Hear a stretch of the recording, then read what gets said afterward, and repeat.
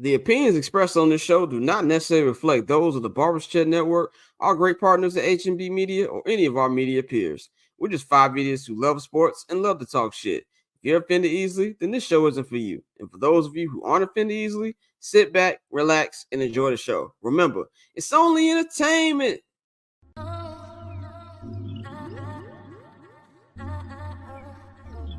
So cool. Triple double hat trick, I know the code too. Ice trade, go for trade, yeah we cold too. Getting paper on these player haters, old news. Money on the other line, so I'm not gonna hold you. Money on the other line, so I'm not gonna hold you.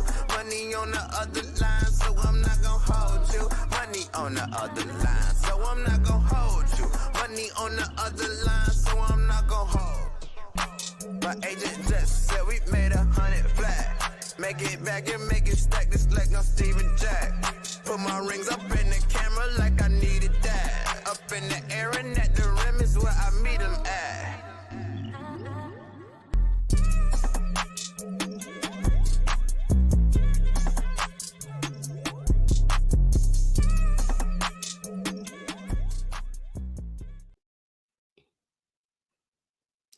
What's going on, ladies and gentlemen? Welcome back to yet another edition of I'm Not Gonna Hold You. I am your host, Scott Lewis. It is Friday, October 18th, 2024. You can follow me on all social media platforms at Barberchair Scott. You can follow the Barbers Chair Network on all social media platforms at Barbers Chair Net. Follow HB Media TV on Twitter, and at HB Media on Instagram. And of course, subscribe to our Patreon, man. Patreon.com/Barbershop Network, man. You can take your phone right up to the screen. It'll take you to the QR code. It'll take you right to the link. We got 4 different tiers. We got the 79th and Hallis tier. We got the Summer Sessions tier. We got the I'm Not Gonna Hold You tier. Each one of those 3 tiers for $5. Or if you want to get the All Access tier, which you get everything that is on the Barbershop Network Patreon, that is a $10 All Access tier. And you also get a 25% off code for first timers for your first order at the bcnetshop.com, which is the Barbershop Network merchandise shop. Get all your I'm Not Gonna Hold You merch, Barbershop merch, 79th and Hallis merch, and get your 79th and Hallis 10th anniversary merch as well, man. We've got a big show for y'all. We haven't been on the air in 10 days because I was out the country, Dante was out the country, so we weren't able to do the show. Dante should be joining us sometime in this hour. But I'm going to bring in my two co-hosts for the day. Well, not for the day, but for the first hour. We got JR Bang and we got Mikey. You can follow JR Bang at JR Bang on all social media platforms. You can follow Mikey at Junior_Solito on Twitter, man. How y'all niggas doing, man? Man, I'm feeling good, man. How you doing? I'm doing pretty good. I'm trying to get back into the swing of things, but I feel pretty good. Yeah, I'm decent, man. I wish the Bears were playing this weekend, but it's cool to get a little week off of all the stress and all the anxiety that goes in with watching your favorite team on Sundays. Yeah, I actually missed that this week. Like I don't really know what to do this. I gotta watch actual football that's not the Bears. Yeah. Sorry to interrupt you, but quick question. When was the last time we felt like this about a bye week? It's been a while. That's a good question. It's been a long time. That's a good question. Probably 2018. Yeah. But see, the reason I think this is different, I said this the other day to somebody. The reason why I feel like this is different compared to other good starts or good seasons for the Bears is because of the quarterback. Like I think that's the difference. Like even with every other good season they've had in their entirety, it's been the age-old question. If the quarterback don't fuck it up, like can he not fuck it up? That has literally been my entire life as a Bears fan. Then really the entire life of everybody as a Bears fan. Like I'm not going to include Sid Luckman. I'm not including quarterbacks who when there was black only and white only bathrooms, bro. I'm just not going to do that. Like so really, whoever. Like even I know this city loves Jim McMahon, but Jim McMahon was, for the 80s, he was a good quarterback, but he wasn't like Marino or Montana, right. Nigga. You know what I'm saying? Like I would probably take it a step further and say not even the quarterback, but just the offense in general. Like to see that the offense can start out slow. You know, the last 3 weeks, it's not like they jumped out the gate right away and put up 7 on the opening drive, you know? So just seeing the resolve of the offense, seeing that they could bounce back, and, you know, the running game has been working. They've scored some rushing touchdowns in the last couple 3 weeks. So I would say even more than just the QB, it's just like, oh yeah, we got a good defense, and the offense can show up and kind of carry their side of the workload, you know, if need be. Yeah, I mean that's also a good point too. Just even the play calling, you know what I'm saying, like over these last couple of weeks, and we'll get into the actual how they are at the bye, but I this it's a weird feeling. Now, I don't think any Bears fan really knows how to deal with it, man. But before we get to Bears, I mean, I just want to talk about what happened, what I experienced in London last week. So last week, there you go, see me right there on the field. By the way, I walked out on the field at the same time as Roger Goodell. I'm not even saying this is some stun shit. I did. Me and my brother, we've had because the NFL has new credential scanners. So wherever you go anywhere, it don't matter if you go into the bathroom, nigga. You got to scan your credentials for every door that's in every NFL stadium. And that green or red light will tell you if you can go in there. The weird thing about my credential is usually for regular game days, I don't get pre-field access. I get post-game access. For this one, I didn't get post-game access, post-field access, but I got pre. And I found out later that's because they immediately changed it from American football field back to a soccer football field immediately. But the funny thing was a lot of my colleagues or media peers didn't have any field access. So I don't know how me and my brother were one of the lucky ones to be able to be chosen for pre-field access. But it was just cool to be on there be on the field, as you can see right here. This is the part where we were trying to figure out what to do our pregame bit. As you know, well, if you don't know, team security, arena security don't know where anything's at. They didn't know where we supposed to shoot at. So I was like, look, nigga, we just gonna put the camera here and we gonna shoot it here. If they tell us to not do it here, whatever. But as we're getting ready to walk in, Roger Goodell is getting his screened before we do. And so we walk on in. I was gonna say what else about, but some lady who was in front of us, like she was like enamored by this nigga. She all in this nigga's face. Like, you know, oh, how you doing, Roger? You know, like, you know, yeah, I don't know, like, you know, and Roger Goodell had that look like, shorty, I'm trying to do some work or whatever. But like, you know, she got a picture and she was talking to the nigga for like 10 minutes. So I was like, whatever, I'm not gonna be staying here at the door by the entrance waiting for this nigga to come over here just so I can say what up. So I what you thought, Big? What you thought? Big Raj don't got hoes? Well, if I did, hey, I didn't know. I wasn't aware. I wasn't aware of his game. But he was out there. A lot of the teams out there. We was out there with Ryan Poles and Cunningham, and it was just. I was comparing the experience from pregame to postgame. Postgame is really nobody out there but the niggas who clean Soldier Field or whoever stadium we're in and other media members. So it was cool to be out there for a little bit. And you know, this is where the picture got taken. Tottenham Hotspur Stadium, even though my man Nikhil, who produced today, said he wanted me to throw to spit on it because he's a soccer fan. And shout out our boy Toast, and he said the same thing. That is the most. I thought SoFi was amazing. That's an amazing stadium right there. Now I was cold as hell watching that game. It was about a smooth 48 degrees, but I was like, it's worth it. I'm sitting in the $1,000 seats right now. Like their press boxes were like in the suites. We were literally where the suites are at.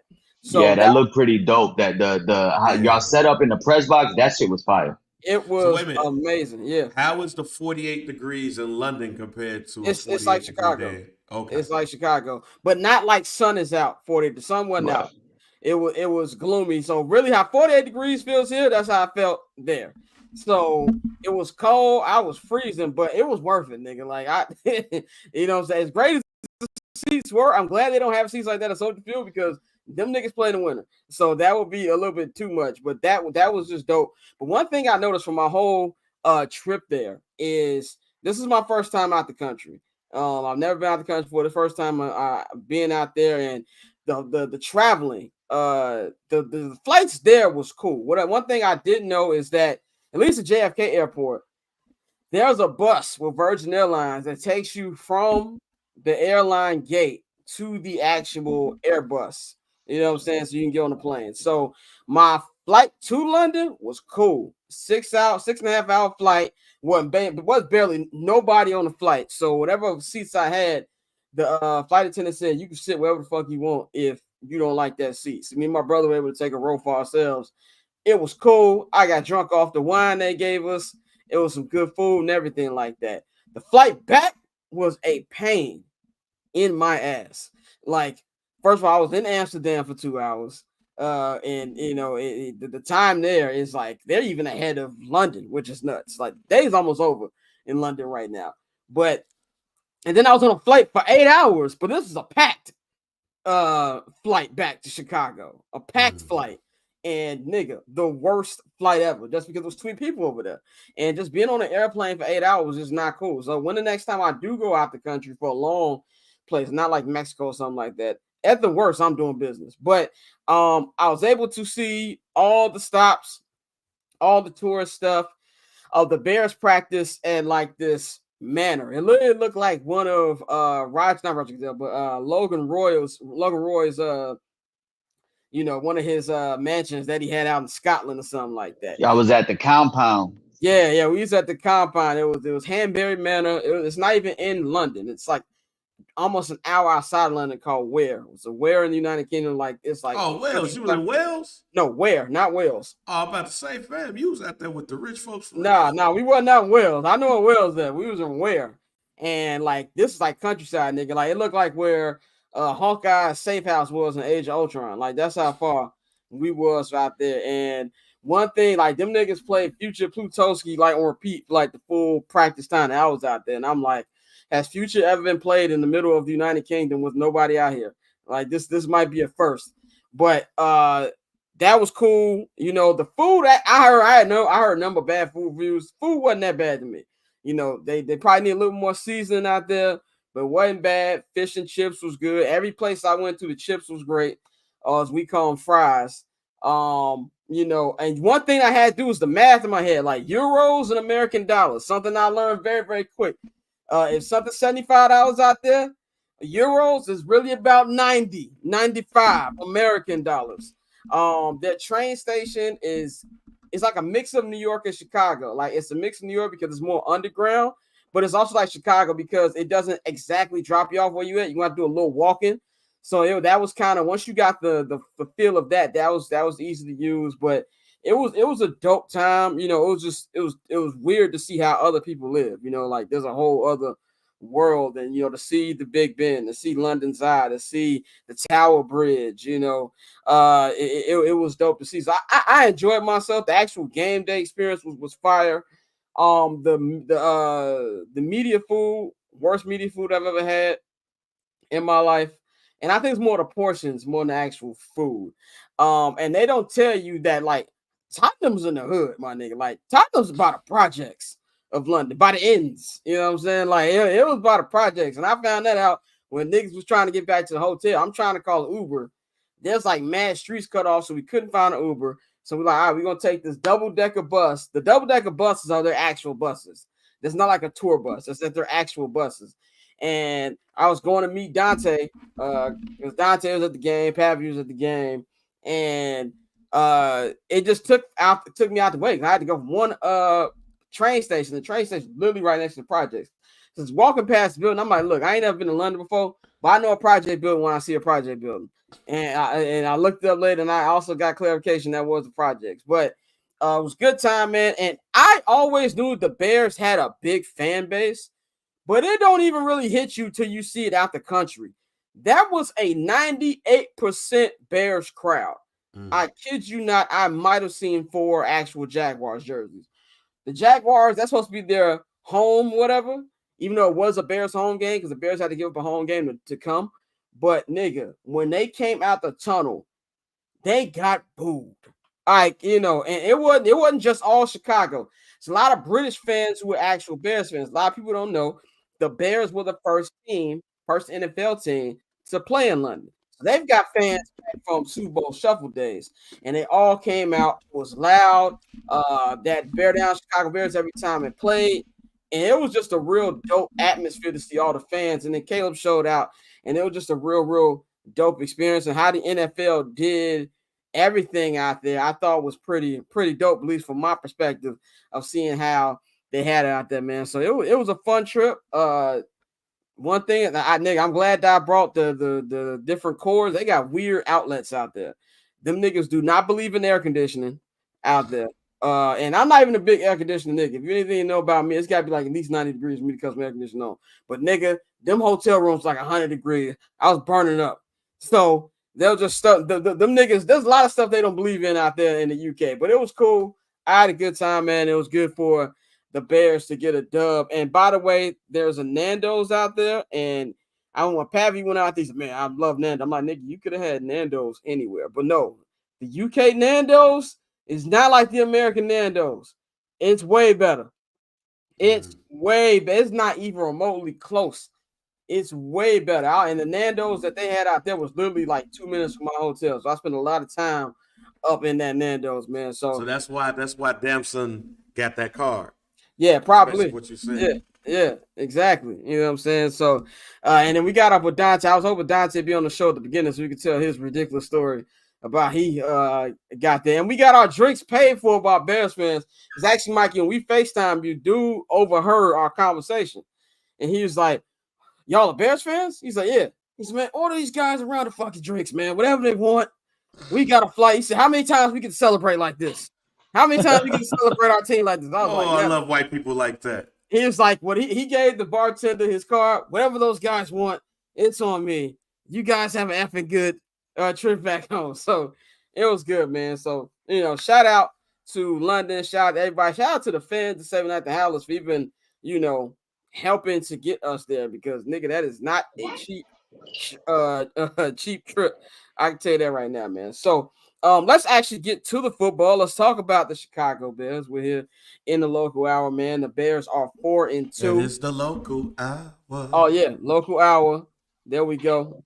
Local hour has begun. The Bears are 4-2, ladies and gentlemen.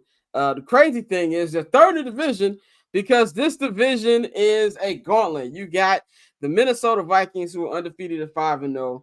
You got the Detroit Lions are 4-1. Those two meet this weekend in Minnesota. And then you've got the Bears at 3 at 4-2. And you got the Packers, fourth in division at 4-2. And that's because they've already lost a division game to the Minnesota Vikings, man. And this is it's like I was saying earlier, it's a weird feeling for a couple reasons, at least for me.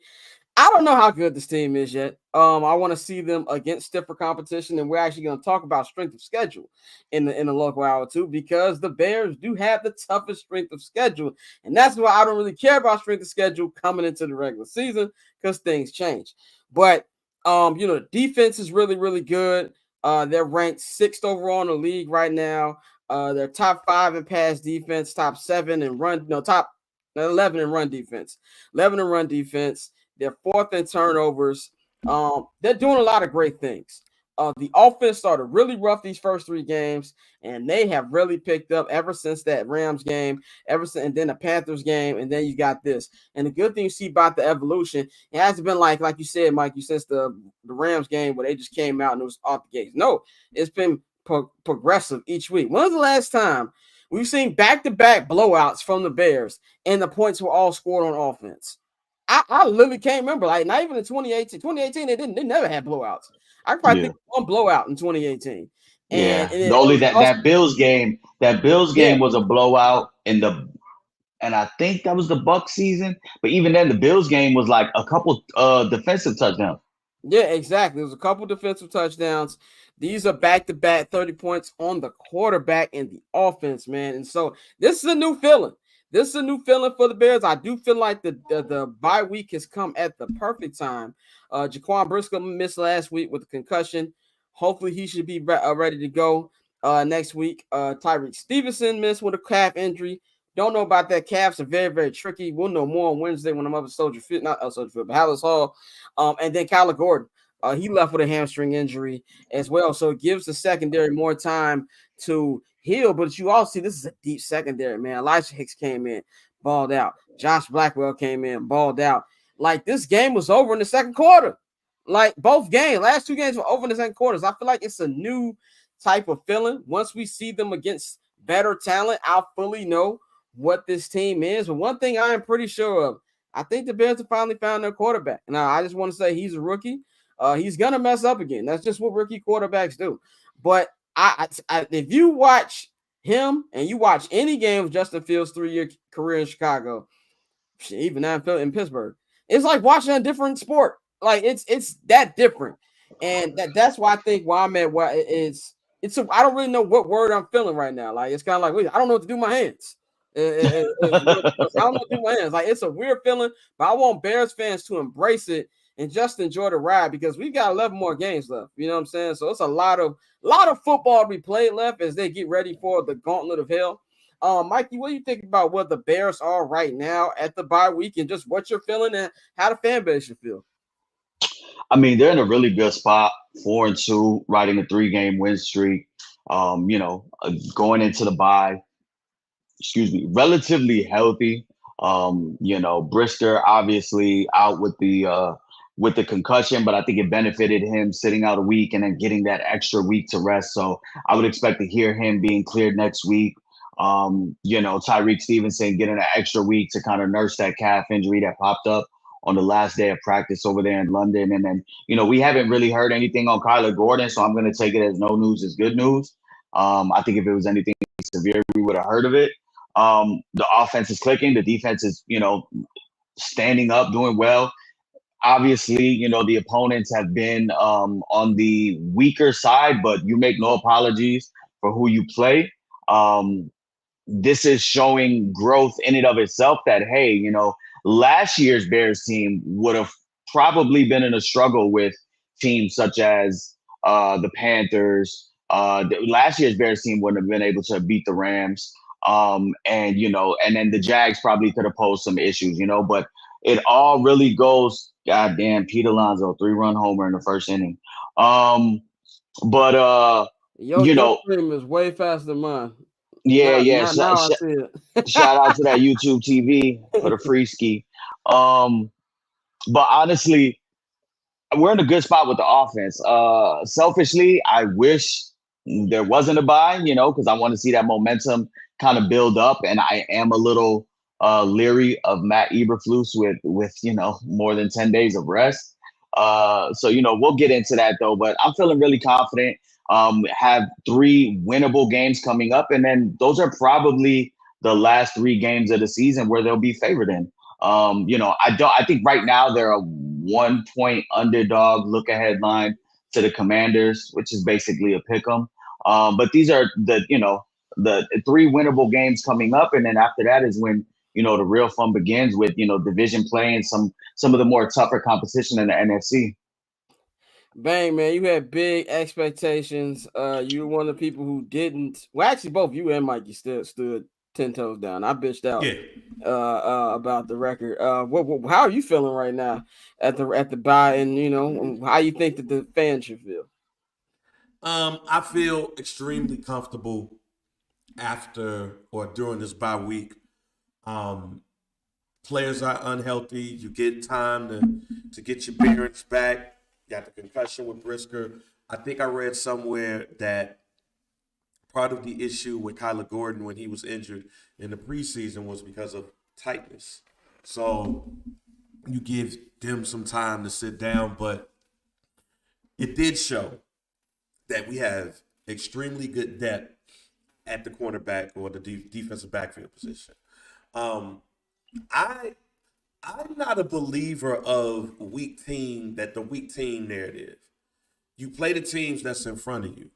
I said during the season preview show, and I've said it here on this show weekly, it's about confidence.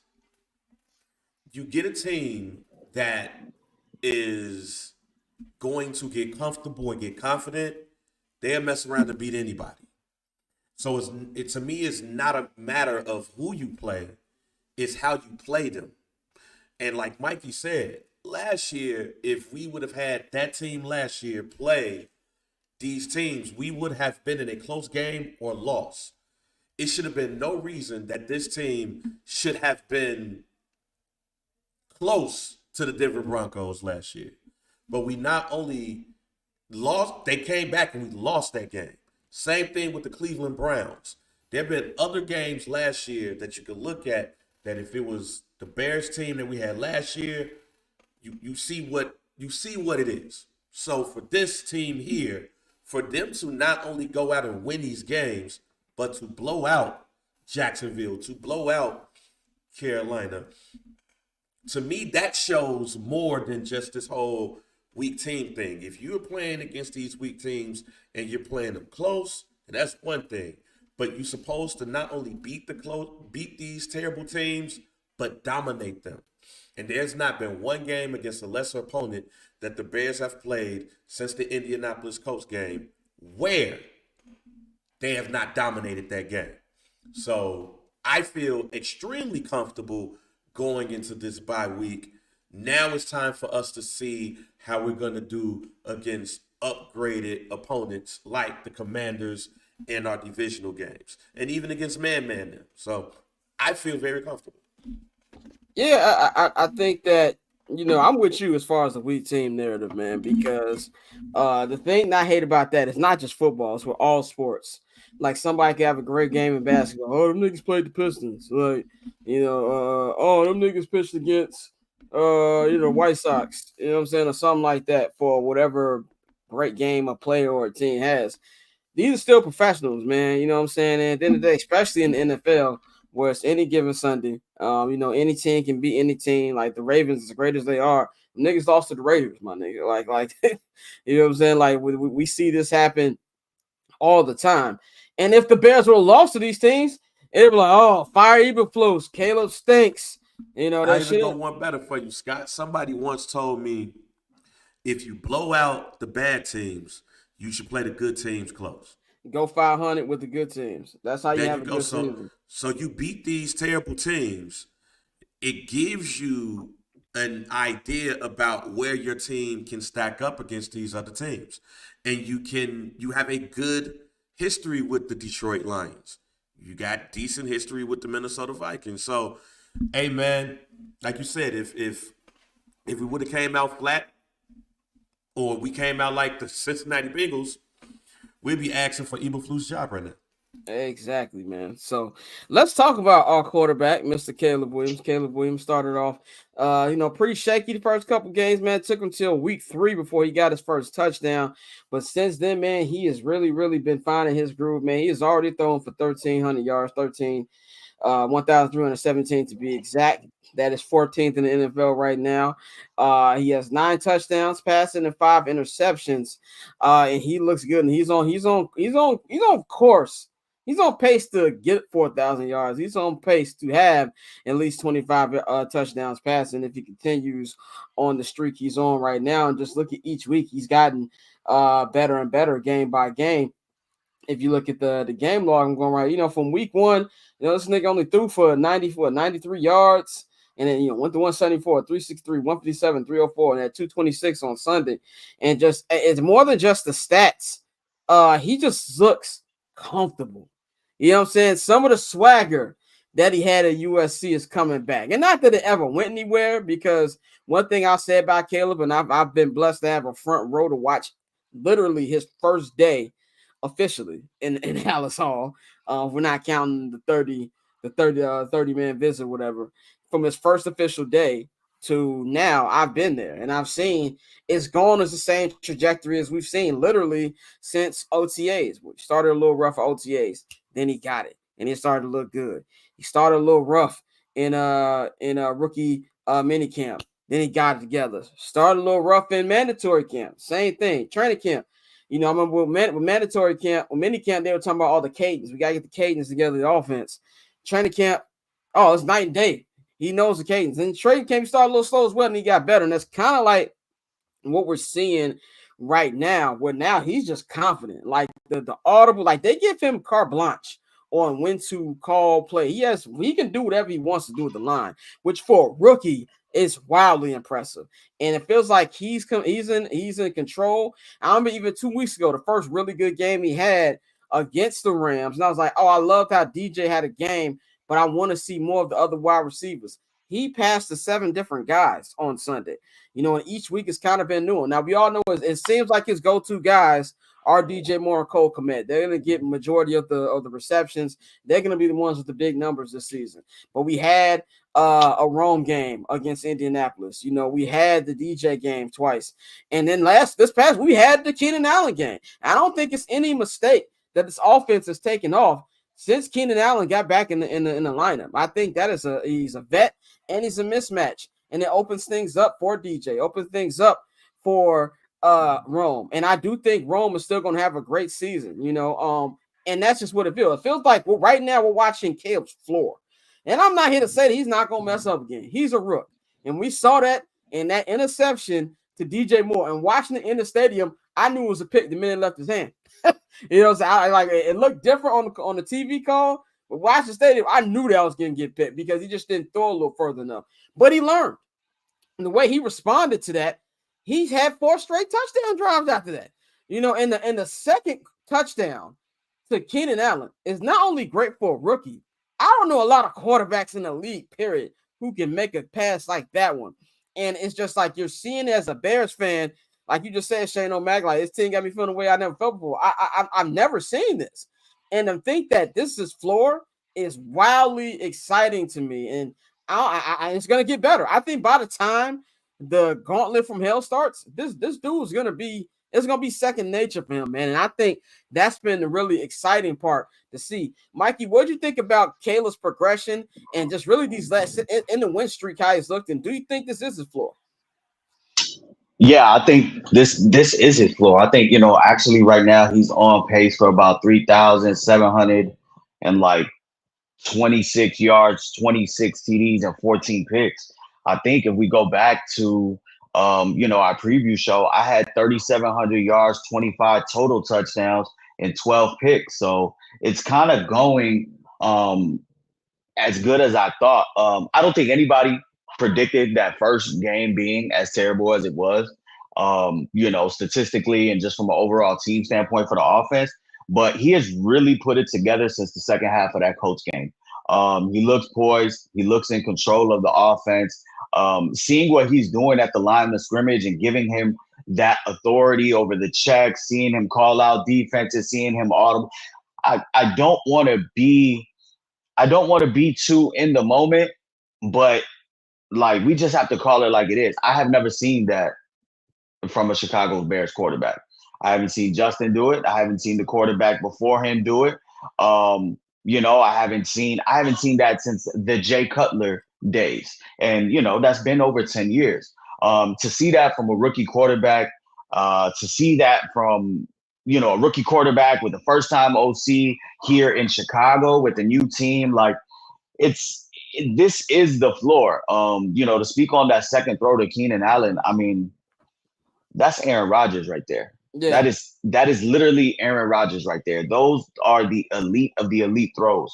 I've seen some stats that show right now the quarterbacks that free cut. I see. Yeah, that nigga was tripping. Free that boy Cuddy. He was trying to, you know, the 2 a.m. trying to get at his ops in Nashville.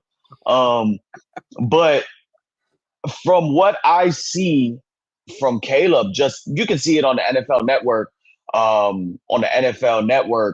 telecast. I mean, Kurt Warner he needed a cigarette break after they zoomed in and they show his eyes. Like, nah, he was legitimately like having a moment. They showed his eyes and Caleb was mouthpiece hanging out. 1, 2, 3, back, boom. Brother, you know? The eye cam was football porn, bro. Like, yeah, he was making some noises over there. I thought Tony Romo was in the booth. He was like, ooh, he was like, yeah. Exactly. So, you know, we're seeing exactly what we want to see out of him. I think he's being asked to do things that I don't think any of his other rookie quarterbacks in this class are being asked to do. He's taking on a lot from his role and, you know, deservedly so. This is a team that's coming in, you know, with the expectations of winning. You know, when your GM, Ryan Post, comes out and says it's time to win and that's how you end Hard Knocks, then you know that that's the message within the organization. So I'm loving what I see out of Caleb. Like he's already passed the should I go get a jersey test for me. Like he's bust proof. If this is his floor, I was texting my man the other day. I think he's already like a top 12 to 14 quarterback. the way he's playing. And that's crazy through 6 weeks. So it's only going to get better in year 2, year 3, year 5. So we have a lot to be excited for. And, let's just hope that he's blessed with good health and we can continue to see his star rise. And also, too, I don't know what the current jersey selling was, but I think as early as last month, Caleb Williams had a top 10 jersey selling in the league. I'm looking at right now. No, he's number one. Caleb Williams has a number one highest selling jersey in football at the moment. DJ Moore is number 8, which is pretty odd. And that tracks out, nigga, because this is how and then we'll get to Bang. This is how when you've got good current talent. When you go to a sporting event, you go to a bar, and if you see too many legend jerseys, right, that tells you your team is trash. Go to a Bulls game. Tell me how many Jordan and Pippen jerseys or Derrick Rose jerseys you see. That's how you know the Bulls stink, because there's nothing but Jordan, Pippen, Rodman, and Derrick Rose and Joakim Noah jerseys. Nigga, when I was walking to Tottenham, it was 85% Caleb Williams. Second would be obviously Sweetness. You're going to always see Walter jerseys. But then you saw Adunze. Then you saw DJ. You know what I'm saying? And Khalil Mack. Khalil Mack is still a top 5 Bears jersey. Well, I ain't letting that jersey go. I wouldn't either. I still miss Khalil Mack. But, Khalil Mack was in there. And then I saw a couple randoms. There was a nigga, when we was at Big Ben, he had on a Akeem Hicks jersey. And I was like, this is a difference you can tell between American Bears fans and UK Bears fans. When I was at the Tower Bridge, when my brother yelled, "Bear down," he was like, and he just, when we was at the Big Ben, I was like, "Bear down." He was like, "Yeah, bro, bear down. Trevor Lawrence sucks." Like, you can tell the difference between American and UK. But yeah, it's Caleb Williams is already Bears fans are making purchases. Like you said, Mikey, he's passed the jersey test. I damn near won one. But Bang, tell me what you feel about what you've seen, Caleb, and do you think this is the floor right now for him? Boy, I told y'all then. I tell y'all now. This is the first time in my history that I am not worried about the quarterback position. Yep. This is the first time in my history as a Bears fan where that is the last of my worries. I'm more worried about the offensive line blocking for him. I'm more worried about the running game. I am not worried about shit when it comes to the quarterback position, other than, all right, man, as long as he stay healthy, we're good. This is why I said that by the time we go up against our division foes, we'll be 7-2. I just said we was gonna lose to Washington and the Cardinals. I didn't think we was going to lose to the Colts and the Texans. I even had the Texans as a win. And those games were winnable. Hey, Bang. Let me ask you this right now. Go ahead. Speaking of your company. I said Bang, not Bang. My girl, Bang. She said me. Hey, if we replay week 2 and week 3, don't you feel more confident now seeing what you like going into those games? And that's crazy to Houston, say. bro. Yeah. Man, we beat Houston and we beat the Colts. Yeah. We beat those two. We stomped Tennessee. Yes. Everything that I've been saying about this team before the season started is everything to me that's going on right now. I said that the Bears had the opportunity to have a top 5 defense. Scott, where do we rank right now? The Bears currently rank 6 right now in the NFL defensively. So I also said if we have a top 5 defense, all we need is the quarterback to be average. That is it. If you have a top 5 defense, really, you just need your quarterback to be average or not turn over the ball. Now, when he turned over that ball against Jacksonville, I also said, yeah, that's a fucking interception. But that's because I was like, no, zip that shit. Then I also said, oh, he ain't messing up again today. Caleb Williams is the first quarterback in Bears history to have a forgetful mind. Yes. And what I mean by that is we're normally used to seeing our quarterbacks panic when shit hits the fan.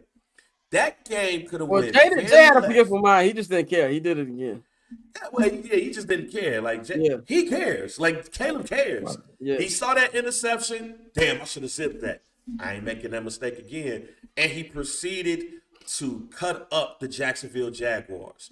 He's now in a space where he's not making a lot of mistakes. So if you have a top 5 defense, he's going to get the ball back a lot. The Bears have had a turnover, and I forgot what I saw how many straight games.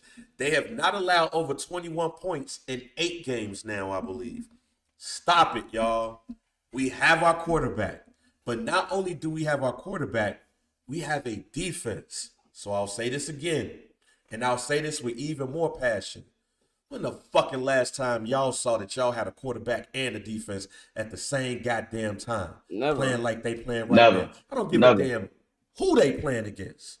These niggas could be playing against somebody in the CFL right now. We have what we need. Go for it. Yeah, and that is actually a perfect segue to our next topic, man. What you got? We're about 2 weeks away from the trade deadline. It is be Monday, November 4th, which is hilarious because that is election night. That would That's be the busiest day of my life. Man. That's gonna be a very busy day.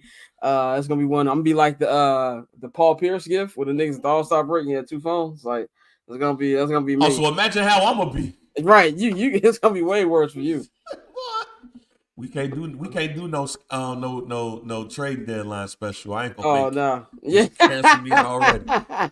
But yeah, man. So we got the trade deadline coming up. We've already seen 2 trades, which we'll talk about in hour 2. With DaVante Adams heading back to Aaron Rodgers and going to the New York Jets. Amari Cooper has been bailed out of the Cleveland jail and will be going to Buffalo. You ain't never seen a nigga happier to be told he going to Buffalo, New York than Amari Cooper. So you got those 2 trades. There's already rumors about are the Browns going to do a full-on sale. Myles Garrett was even talking about, I wouldn't be shocked if I get traded. He said that today. Max Crosby saying, nigga, I'm not trying to be here for a rebuild. And you got the hole that the Lions need because Aiden Hutchinson's out for the rest of the year, and he's probably going to miss some of next year too.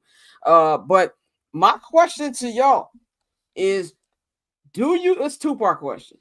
Do you think that Ryan Poles is going to make a deadline deal, and should Ryan Poles make a deadline deal? I'm going to go to you, Bang, first because you said the time is now.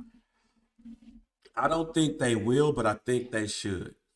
The reason why is that Carolina pick. If the Bears continue on the path that they are on right now, they're going to have a pick around 15th, 20th. Hopefully that pick gets later than that. But the way Carolina is playing, you're going to have the top pick in the 2nd round. So if you believe that you're going to be competing for a playoff spot, you can shore up the offensive line in free agency and still handle that in the draft, because this will be a deep draft for offensive linemen. So since it's going to be a deep draft for offensive linemen and free agency is going to be a bit decent, I'm either looking at my first, which I predict to be late, or that Carolina Panthers 2nd round pick, or maybe you package that 2nd round pick and something else to go get Crosby. It's probably going to take you a couple of ones to go get Myles Garrett. But when I look at somebody like Max Crosby, I think you could get him for that 2nd pick that Carolina gave, and maybe a little bit to sweeten the pot, and you could get Max Crosby and let's say a late round pick back.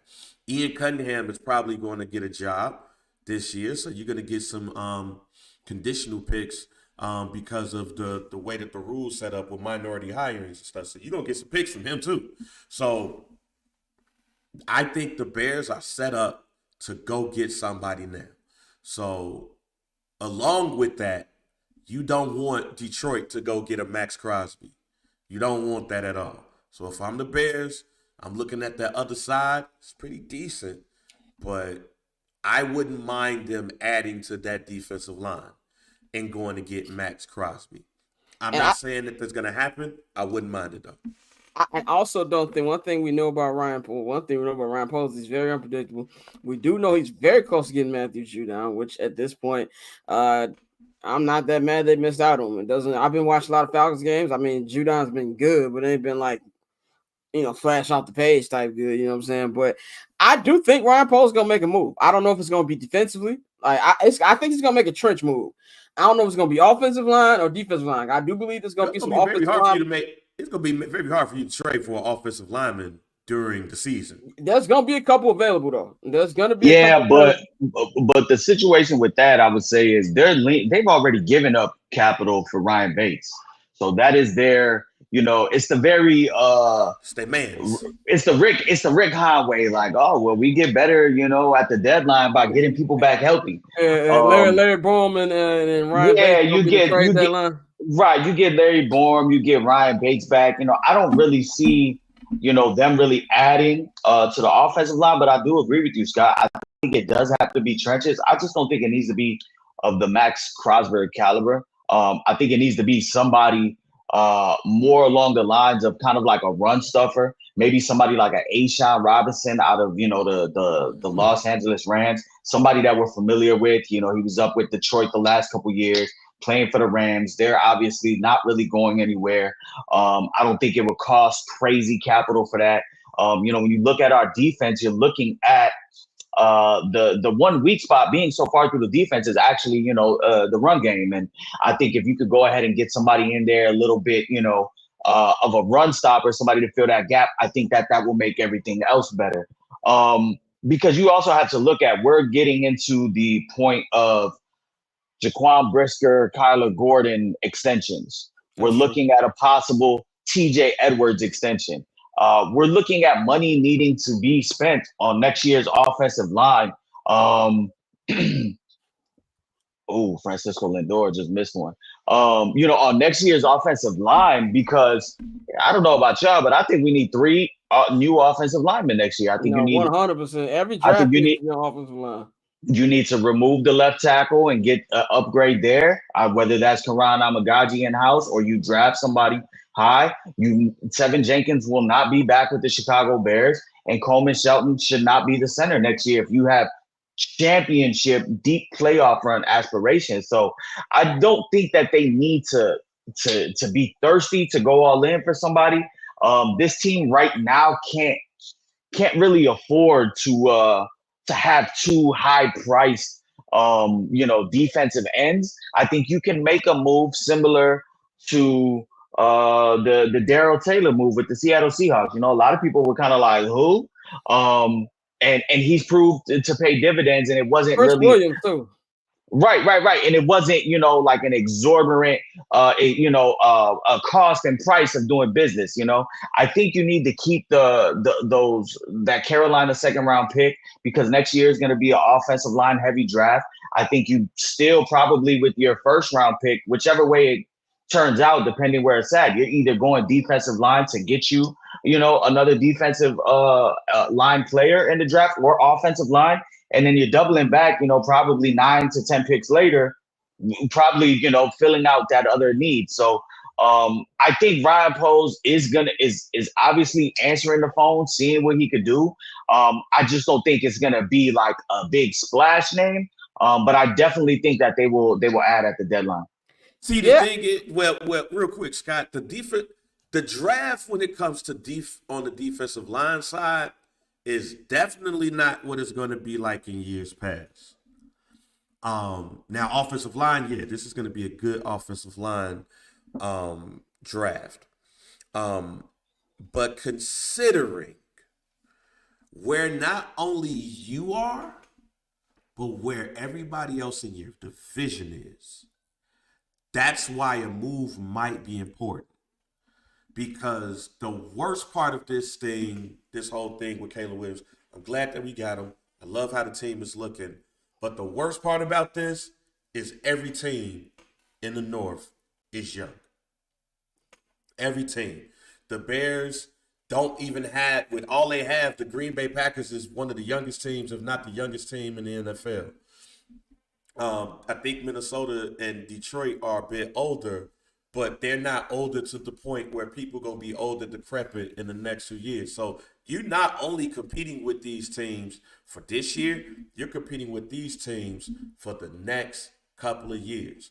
So it's probably even more important than ever if they continue on this streak until we get to November 4th to really think about that, because the draft is not going to be strong in one area need. It might be great to have a platoon there because Taylor's been doing good. We've seen some glimpses of Austin Booker, but if you have somebody on that other side of Sweat, it's going to not only open him up, but it is going to open up that interior more because you're not going to be able to double team anybody on that line at all, which is going to get your linebackers better. And we already have the best defensive backfield in the NFL. That's the scary part, though. Everybody in your division is not only good, but they're relatively young. So you have to think about the whole thing. And that's why I think everything's on the table. Like, I think that when it comes to, because of the rest of the division, like, Detroit's gonna be in the Max Crosby talks. You know what I'm saying? Like, they're gonna try to get it to fill in for Aiden Hutchinson. And let me ask you this. I know everybody's horny for Max Crosby. What incentive do the Raiders have to trade him? There's no incentive for them to trade him. There's no incentive to trade him. He's literally their only draft pick, mid-round draft pick that they developed over the last 5 years that has actually turned out to be something. You still need to get seats, butts in the seats. He's under contract. The Bears probably do not have the cap space to absorb that contract plus Sweat's contract, plus, try to spend on free agency and O-line next year. So, the Lions, for one thing, like Brad Holmes, the GM for Detroit Lions, he's always said it, I'm going to build through the draft. And this week, he went ahead and he rewarded one of his draft picks. I forgot the kid's name, but he gave him a 4-year extension. Yeah. Obviously Hutch is going to be out, but there's going to be some other people on that team that they're going to have to start paying too, that I don't know if I think it's going to be a blinking contest, who's going to blink first. But I don't think Max Crosby is really obtainable there. I do maybe in the off season, but I do think somebody like Myles Garrett, is somebody that's going to be out there. I mean, we talked about Khalil Mack. How would y'all feel if the Bears went and made a trade I would love it. Of a lesser level, not a superstar, but if it gave up a day 3 pick for, like the Robert Quinn trade, when you pick up somebody like that to be like, hey, just be a situational pass rusher. Would you guys be cool with that? Look, man, I was actually just gonna bring that up. I would be, if let's just say Khalil Mack. Let's just say, even though I know the Chargers is decent right now, let's just say Khalil Mack. I would love that. And I personally, I think, Mike, you laid out all the perfect points. I think the only difference it is with Detroit is also on a time limit at the same time, because it's the NFL. I don't believe there's such thing as windows in the NFL. When you got a chance to get it, nigga, you better go over there and get it. Let's be 100% real. The Detroit Lions, they were supposed to be in the Super Bowl. They blew that lead. They had no business losing that football game. If Dan Campbell even takes one field goal, they win the game and they go to the Super Bowl to play a team they already beat. Now, I think Kansas City would have beat them anyway, but still, you don't want to blow another opportunity. As much as Brad Holmes says he wants to, much as Brad Holmes said, I want to build in the draft, they know the time is ticking. Jared Goff, ain't necessarily young either, you know what I'm saying? And if you look at the rest of the division, whether Sam Darnold's young. Sam Darnold's younger than Joe Burrow. So he's young. Even if Sam Darnold leaves and go cash out somewhere, JJ McCarthy's young.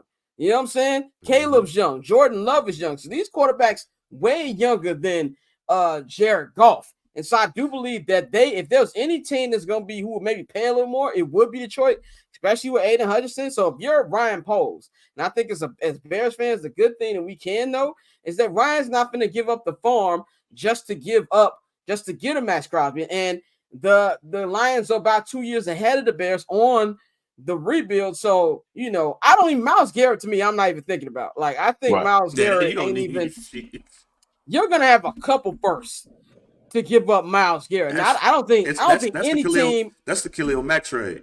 Yeah, I don't think any team in the North. To get him, you got to do that. Yeah, I don't think any team in the North is going to try to get Myles Garrett. Myles Garrett probably go to a random team if he does get traded. But now, Mikey, I do got to disagree with you. Let me just say this Mikey, real quick. I do got to Go ahead. Let me say this real quick. Because I think it was on the delay. My bad. I do believe that I think there's going to be a trade made. I think it's probably going to be a lesser move. It wouldn't shock me if it was like Khalil Mack or somebody to that stature. But I believe all things are on the table that is not Myles Garrett. It would not shock me if we're sitting here in 2.5 weeks doing a local hour and Max Crosby is the Hallis Hall. Would not shock me whatsoever, even though I don't see it. Even if Ryan Poles knows it's a little pricey, but that nigga's about to go to Detroit. I can't allow that. So that's why I feel everything's on the table. Real quick, the only reason why I disagree with you, Mikey, the only reason why I disagree with you with Max Crosby is the Raiders look at the position that they were in these last 2 years. They were in the running to get that number 1 pick instead of Carolina, and they was trying to get up to get Jayden Daniels. They've been, for the last 2 years, on the outside looking in on a position that they need the most, the quarterback position. If you could get you an extra first, or you could get that high second, depending on where they fall, when the season is over with, you could probably package their 1 along with something else to move up to get Shador, Carson Beck, or any other quarterback that might be in that top 10 range. So that's the only reason these last 2 years they found themselves on the outside looking in on the quarterback position. This may give them an opportunity to get them the quarterback that they need. Yeah, very true. But then you got to look at, a team like the Carolina Panthers as a case study. You give up, your star players, what you have in your draft capital, and you go all in on the quarterback. But if that quarterback's not good, then you're fucked. Back-to-back years, the Panthers went and got rid of DJ Moore. Then you get rid of Brian Burns, and we see where they are. So it's going to be interesting. Obviously, we know that there's a new ownership group in there. They got Tom Brady's voice in there. So it's going to be interesting to see. I just don't see Max Crosby being moved during the season. But I definitely think he can be somebody to talk about, come next year, and you have a little bit more clarity of your books and what future draft picks you have coming in, via maybe Cunningham leaving, etc. But I just don't see, a player of that caliber being, moved to the Bears this year. And we have Tiger Hoods officially joining us. Did you? Yes. Yes, good brother. The clubs are ready. We'll be out there. We out here. Dante is back. You can follow him at October Zonte on Twitter, man. We were just talking about trade deadline. You buying the jail glass, Dante? No, bro. You buying the jail glass, man? I don't like saying shit like this, because then Bang will try to talk about me. But because I moved, the glare off the buildings it now hit different. The glimmer off the buildings. I got to look like he in a jail. He can record live from the county, right? Yeah, but now to answer your question real quick before I close these blinds, I think we probably won't make a major move unless we get another team that just is ready to sell. Like if the Cowboys say they want to move some things around, then we could possibly see, with Khalil Herbert. We've been talking about that all season, but that's a guy I could see moving, to Dallas. But for the most part, I think with the success of the defensive line and the way that they've played so far this season, he's going to, really try to hold those assets and save those to upgrade the offensive line. So for right now, you're a funny nigga, but but right now, I think the Bears are happy where they are, because don't get me wrong, even if we don't end up winning in the division, because we still have this gauntlet of a schedule remaining. I think as long as you continue to see progress with Caleb and everybody that you have invested in, then you can go ahead and take those picks and go and fix your offensive line. So for right now, I don't see them making a major move unless somebody just says, fuck it, we selling. And then they'll try to do something. Let's move on to a budding rivalry. Our next game, the Bears' next game, Bears Commanders, has been flexed. The first flex game of the season, and I believe will not be the last flex game of the season. Has been moved from who is fighting static right now. I think it's Dante's microphone. But what was I saying? Oh yeah. So anyway, it got flexed from the noon spot to the 3:30 spot on CBS. That means the game will be called by Tony Romo and Jim Nantz. Be the battle of the first two picks in the 2024 NFL Draft. Jayden Daniels and our boy Caleb Williams. Jayden Daniels, Nikhil, you can give me the main shot right here. I gotta say this, man.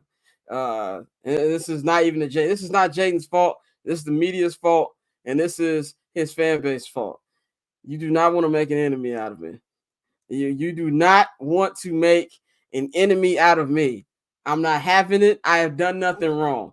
I am sick and tired of the Jayden Daniels propaganda that is being spread across the media, national media, and on social media. Now, am I sitting up here and say that Jayden Daniels isn't worthy of praise? No, I would be a hater by saying that. Jayden Daniels is having an amazing rookie season. Way better than I thought. You know what I'm saying? I did not think he was going to come off this well. He's having a good year. I just want some balance. Now, as Mikey said before, I know Mikey's going to say again, they just don't like our boy Caleb. Even before the Bears, he wasn't liked when he was at USC. So add the Bears tax onto that, I get it. But am I asking too much for actual coverage? How come when Jayden lights up weak teams, and by the way, the teams that he's litting up, the New York Football Giants, the Cincinnati Bengals, who might have the worst defense in football. You also go as good as the Baltimore Ravens are, they have got the 29th ranked passing defense in the NFL. We'll be here all day. So how come when he plays good against them, it's all good? But when Caleb plays well against the Rams and the Panthers and the Colts defense and the Jacksonville Jaguars, oh, it's the Jaguars, you know? And I was very enraged about Jayden winning Rookie of the Year, but then I found out that it's fan voting. And maybe Bears fans have a little more lives than Commanders fans. I know there's a lot more stuff to do in Chicago than there is in D.C. So maybe that has something to do with you niggas just want to stay at your computer and vote all day. But I am seeing something where I'm going to have to be mad at this nigga because of what y'all doing to Caleb. And I don't like it. Now, there's no win on the schedule that I want more than the Green Bay Packers wins. I want it more than I can breathe air. But if there's any win I want almost as close to it, it's the Commanders game. Because in the words of Baltimore legend Snoop Pearson, it's way too much talking going on. Niggas need to shut the fuck up.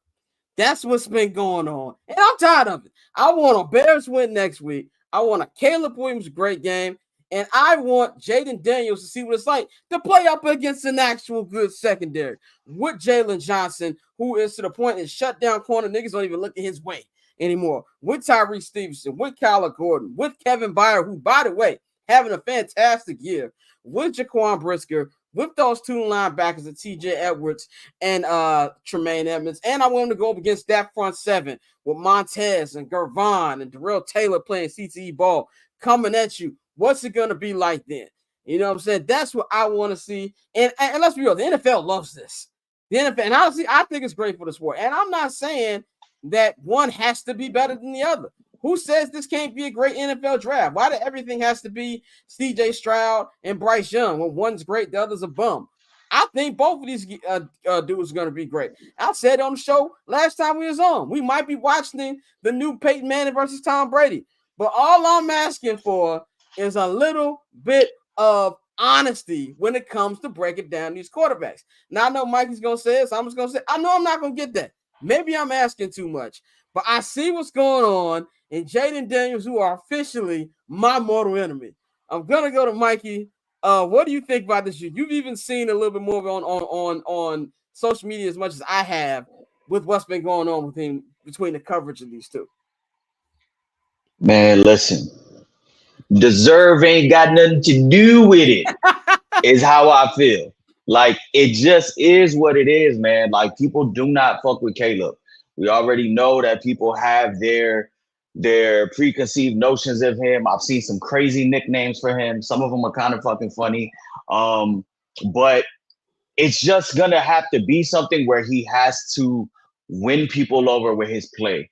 He just has to leave no shadow of a doubt that, like, yo, I walked into DC, my hometown, and I took over their trap. They were talking all this shit. They're probably gonna be 5-2, you know, when we play them, because they should beat the Panthers. They should. But like you said, this is the NFL, and anything can happen. So I would love nothing more than Andy Dalton to go in there and fucking light them up. That's a terrible secondary. Yeah. But it's just kind of gonna be like that. I think we're also in the crosshairs with social media and two star franchises that have been in the dumps as far as quarterbacks. These are two franchises that really, really need it. And and there was that talk that was, going on before the draft from guys like Dan Orlovsky, guys like Booker McFarland saying, I would take Jayden Daniels 1. So they were saying it and we were laughing, but his play is kind of backing it up now. It's to the point where I'm going to let these people on the internet talk. You got to remember, half of these people with Jayden Daniels Avies are 17 years old, 16 years old. They don't know shit. And I'm going to just let it play out on the field. But I think throughout the course of time, what we're seeing from the two quarterbacks is very different. I will give Jayden Daniels his props. I think he throws probably the prettiest deep ball in the NFL today. And he's pretty accurate with it. We know that so far has been Caleb's probably number one downfall in the passing game, is he hasn't been able to connect on those big explosive past 30 yards. But I think it's gonna come. For me, I'm just gonna kind of like remove myself from that. Just know, y'all, I have a lot of fucking bookmarks saved from fucking Commanders fans. And I got a fucking whole album of videos and GIFs and memes for y'all asses next week. Do not let the Bears win next week, because I will be insufferable. They will ban me off of Twitter because the talk has been crazy. They're not calling it down the middle. The Bengals are fucking terrible. That game was on both sides. I think there was no punting. There wasn't even a punt on both sides. The Giants fucking stink. The Browns stink. The Cardinals stink. The Cardinals are last. I want to say the Cardinals are like 28th. The Commanders are like 29th. They're back there. Their secondaries and their pass defense are back there. So it's like y'all Ravens are like 30th. And the Ravens are back there as well. So it's like y'all are not being, objective when y'all call this, and that's fine. That's cool. I'm just gonna keep watching my quarterback make plays, and we're gonna see now. We're gonna go. I'm really excited for this game because I also feel like this game means a lot to both teams, because one thing that you can see is both locker rooms are riding for their rookie quarterbacks. Mm-hmm. And I know, especially in Chicago, they're going to ride for Caleb in D.C., his first game back home. And I know that they're going to try to go ahead and prove a point. Like, now our guy is better than yours, and vice versa. So I think we're going to be in your house, nigga. There's going to be a lot of Bears fans up in there. Exactly. Bang, man. What you think about the Bears? I know that's going to be an interesting week for you because you stay out there, man. Hey, y'all answer this question for me. Put everybody back on the screen. Last time the Bears played, what happened to the Commanders? Beat the shit out of them. Smacked them. So they still mad about that. So let's first get that out the way. And I know that to be fact because I'm in a group chat with nothing but niggas from the DMV that I worked with. They still mad at the fact that my Chicago Bears went in and whooped their ass with now the backup quarterback for the Pittsburgh Steelers and DJ Moore. So let's first say that. The second thing is, Mikey, the reason why I said I didn't agree with this whole weak team thing is because we went against weak teams. What the fuck did the Washington Commanders go up against? Right. Weak teams. Yes. So you can't say that about Caleb and the Bears and be on Jayden Daniels nuts. Now, the last thing I'll say is this. For people like Ryan Clark and Booker McFarland, I don't know who Ryan Clark fucks with, but they all went to LSU. So them folks that went to LSU gonna stick by LSU. I ain't worried about them. But this is to everybody else, to Chris Canties and all of those people. Don't fuck up and see the Bears whoop their ass. Because y'all have not been giving Caleb Williams the same credit that y'all been giving Jayden Daniels. Yep. Don't fuck up and they win. If Caleb goes to Washington, to Landover, Maryland, y'all, and say, this is my house, and whoops that man's ass and says, this is my house, I don't want to hear shit from nobody but mea culpas.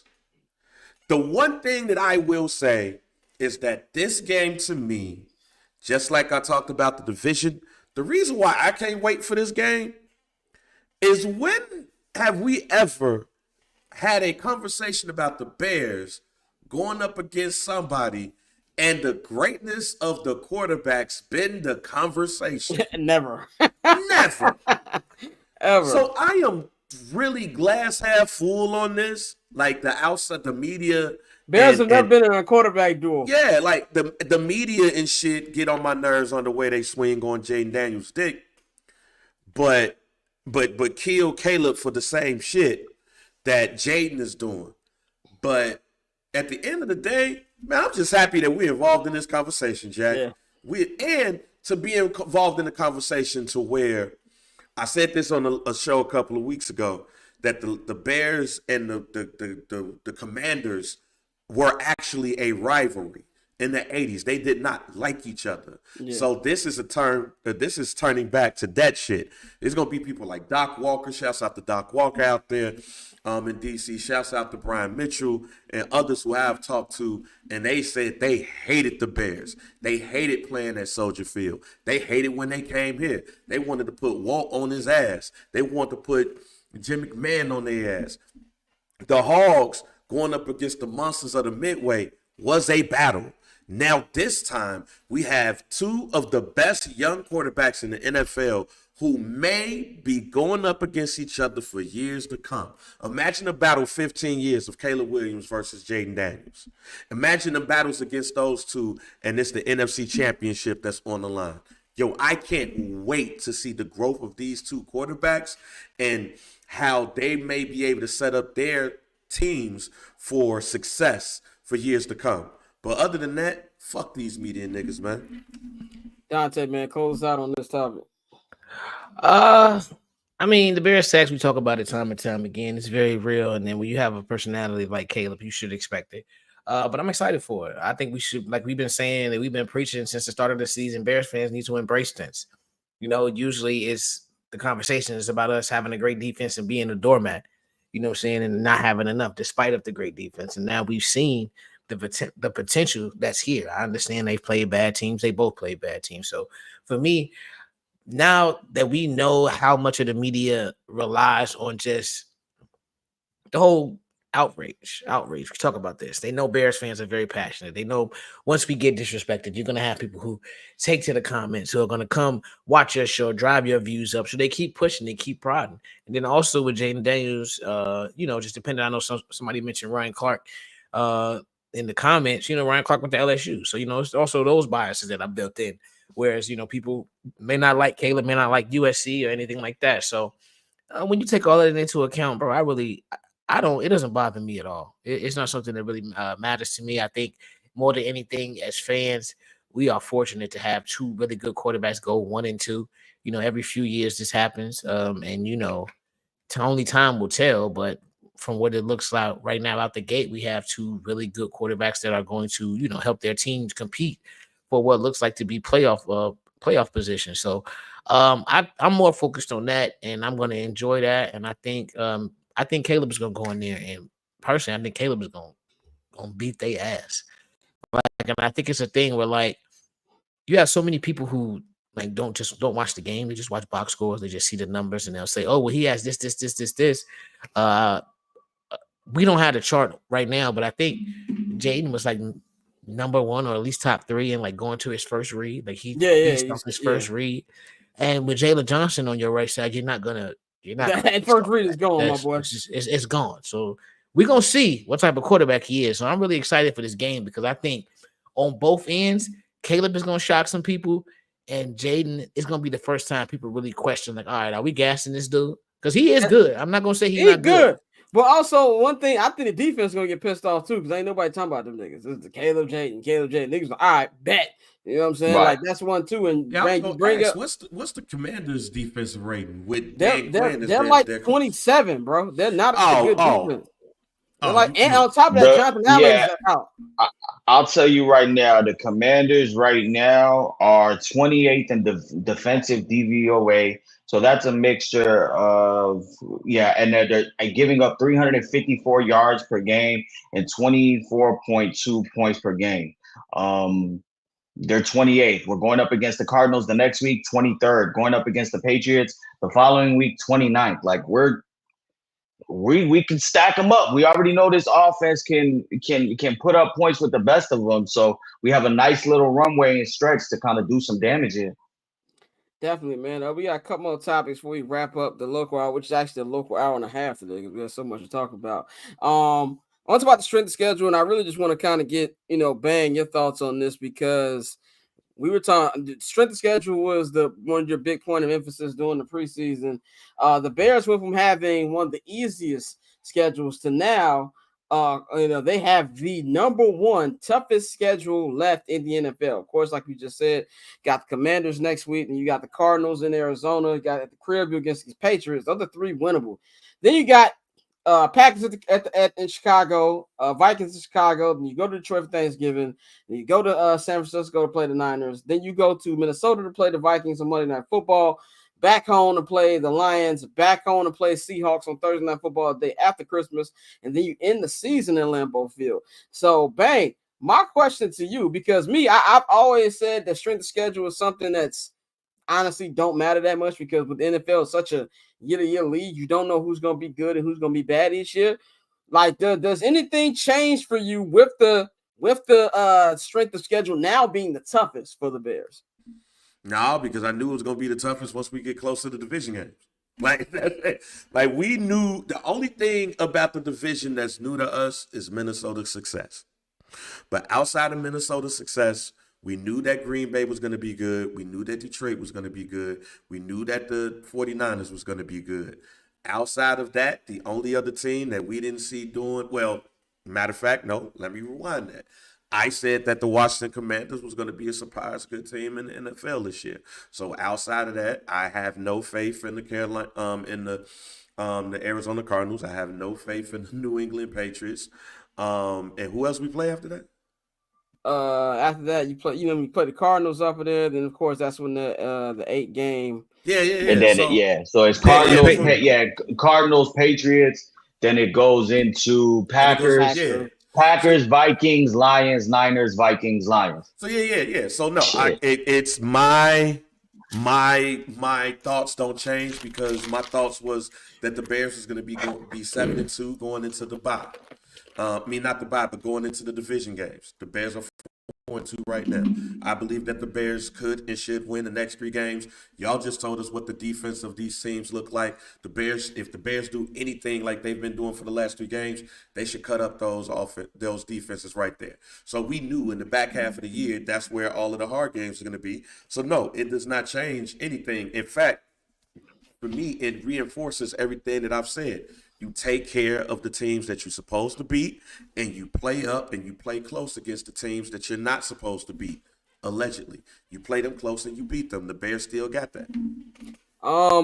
Let's go to these last 2 topics that are non-Bears related, man. Lonzo Ball made his return to the court. Like I said, my Bulls boycott is still going on, despite the fact that I do have a Bulls hoodie on right now.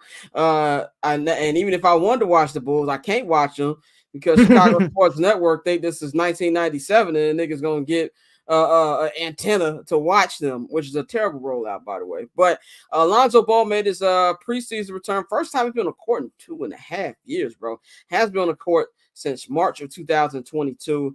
He went out there and he played really, really good for a nigga who ain't been on the court. Had 10 points, had like 5 assists. The 3-ball was still working. And he said he had no pain and he has a completely new knee. And it was really actually good to see the love that he got from the team and from the city, you know what I'm saying, which I thought was dope. And I feel like was handled a lot better than the Derrick Rose situation. Now, obviously, these are 2 different things.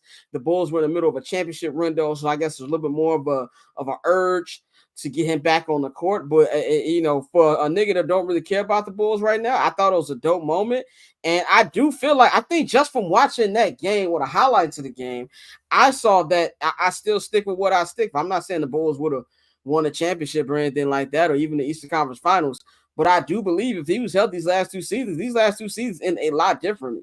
That team was number 1, number 2 in the Eastern Conference when he went down. Just the way the team would have moved so differently with him in the lineup. DeMar gets easier shots, Zach gets easier shots, and you just saw that right there. Now I don't know what the plan is for Lonzo this year, and wouldn't even shock me if they trade him. I know this is a very, very guard heavy team with Lonzo, with R. Giddy, as we want to call that nigga, and you got Zach LaVine and Kobe White, Ios, a lot of guards out there. So I believe they're going to trade a couple of those, but it was just good to see him out there, good to see him get the love. And more than anything, I just hope he's able to get through an entire season of playing, because this dude couldn't even walk up the stairs. So outside of just basketball, it was good to see him out there, man. I don't know what the Bulls' plan is for him, but I thought that was dope to see. Dante, man, I know we was also joking around saying we didn't think he was going to play again. What did you like to see from what you did see of him in this preseason game? You see why he was so greatly missed on this team. Like the hockey assist, just constantly pushing the ball up court, even though it looked like he wasn't really trying to push it too hard. He was just, really just getting his feet wet, getting into a rhythm. The jumper, the 3-pointer is still there, which is something that, all of the work he put in as a shooter, he was shooting 40% from 3, league average is 36. So that's really good. And so that's something that the Bulls have leaned it for years. They've usually at the bottom at 3-pointers made, as a matter of fact, I think last season they made the least amount of threes and they gave up the most threes. So having somebody like Zoe back who can not only knock down threes, but stop the other team from hitting threes, that's big. And so, it's just unfortunate because now we finally at a time where I actually wouldn't be mad if they were bad and ended up with a 3rd pick instead of the 1st pick, because it's enough talent at the top of the draft and you can get a really impactful player. But as is, I think this team looks like a play-in team. You feel me? And that's what we don't want, but that's what they look like, and that's what they don't mind doing. And it is what it is, bro. But I'm happy for some. I'll say this: I do not believe the team that we see right now is going to be the team that I feel like it's going to be a lot of niggas traded. I just, and that's just not that's not no Bulls optimism or nothing, but I do not see. Especially Zach LaVine. I think Zach LaVine and Vooch are going to be gone eventually. I would be shocked if Zach LaVine is still in this team come Martin Luther King Day. I'm going to be 100% right. I think it's just a matter of time. Bang, any thoughts on this before we move to our last topic? Of course, I didn't see the game because nobody can see the game. Yeah. But it was good to see the highlights of him back on the court. Hell, it was so good seeing the highlights, considering what we saw with Kawhi Leonard. It's like, who got the better knee? Lonzo or Kawhi? And does Kawhi got to do the same thing? Shout out Big Tech Y. He like, nigga, you gonna pay me, bro, to not play anything. But as far as the team goes, I think it's still a jag for flag pause type of situation. I think that the pieces, I am excited to see more about this team because the young pieces that they do have on the team looks like they're going to be competitive. They're just going to lose a lot of games. And I'm one of those people that if you just got a bad team and they just bad with no hope, then I ain't going to pay attention. Yeah. But I do see what the potential can be, especially in this draft, where this draft is not just 1 to 2 people. The first part of this lottery have stars in it. So excited to see what might happen, but it was great to see him on the court and be successful on the court too. And he got a whole new ass set of ligaments in his knee. Monday will be a big NBA show, which means Mikey will get the whole final hour off. Big NBA show. We've got the homie Kaz will be joining us on Monday. He's gonna be talking this Knicks shit. The homie Big Waz will be joining us as well, and then Pavi will be back for his famous Big Waz. The famous. I see my nigga Waz on the Black Quarterback documentary. I was like, I know this nigga. You know what I'm saying? But he'll be here. So we got a packed show on Monday. A lot of NBA stuff. Waz, Kaz, and Pavi will be back on there, man. But let's get to our final topic of the local hour. White Sox, Chicago White Sox. By the way, it looks like my adopted team, the Dodgers, they're gonna have to clinch at Chavez Ravine because the Metropolitans is giving it to them right now, which I'm sure that Dodger fans will prefer anyway. I can't remember the last time they clinched anything at Dodger Stadium. Probably since the 80s, niggas. I know that's gonna be a lit crowd over the weekend. But the Chicago White Sox.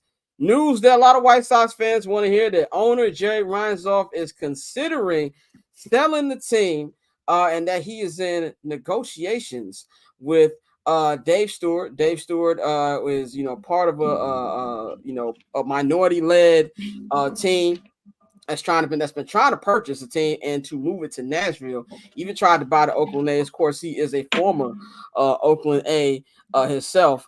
Whoever's in the background, that is a fine. This nigga Dante, that's a fine for wrestling the microphone. But I be fucking up. My bad. Dave Stewart, final player.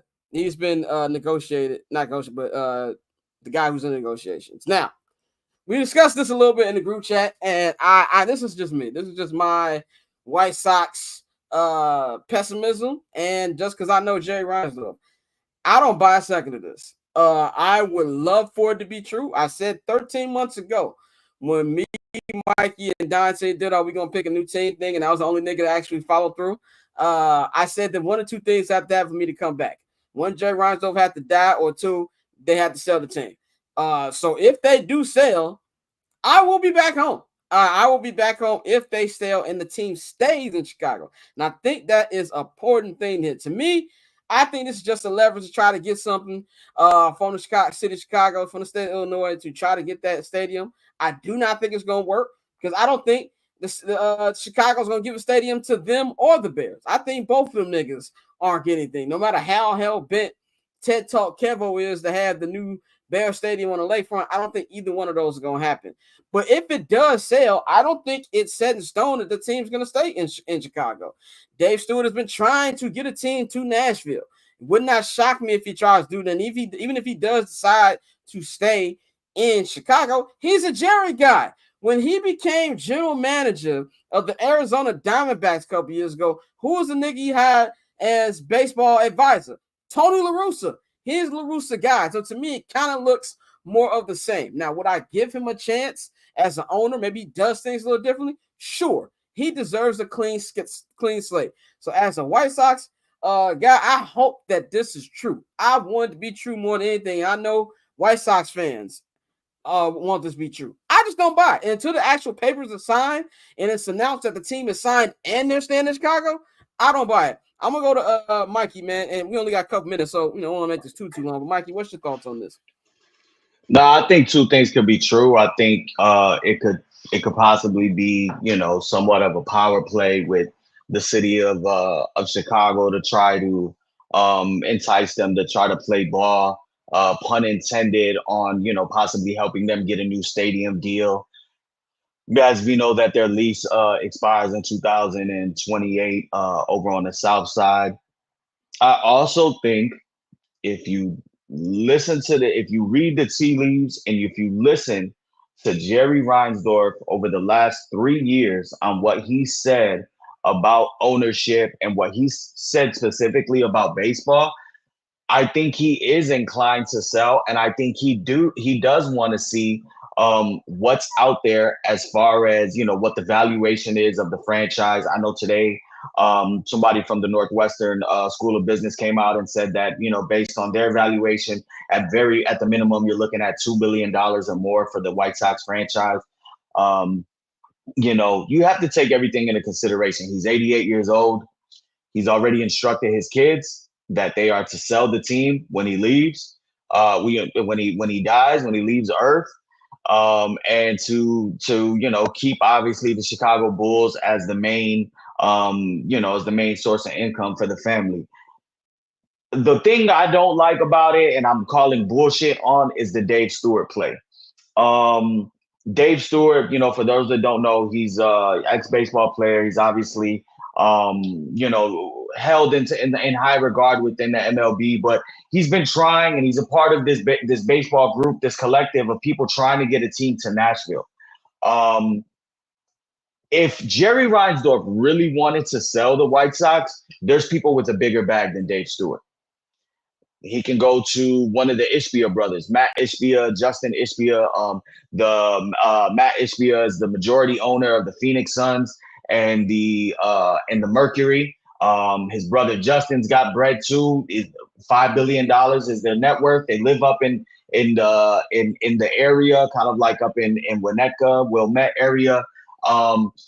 Dave Stewart isn't gonna buy the Chicago White Sox and then take them to Nashville.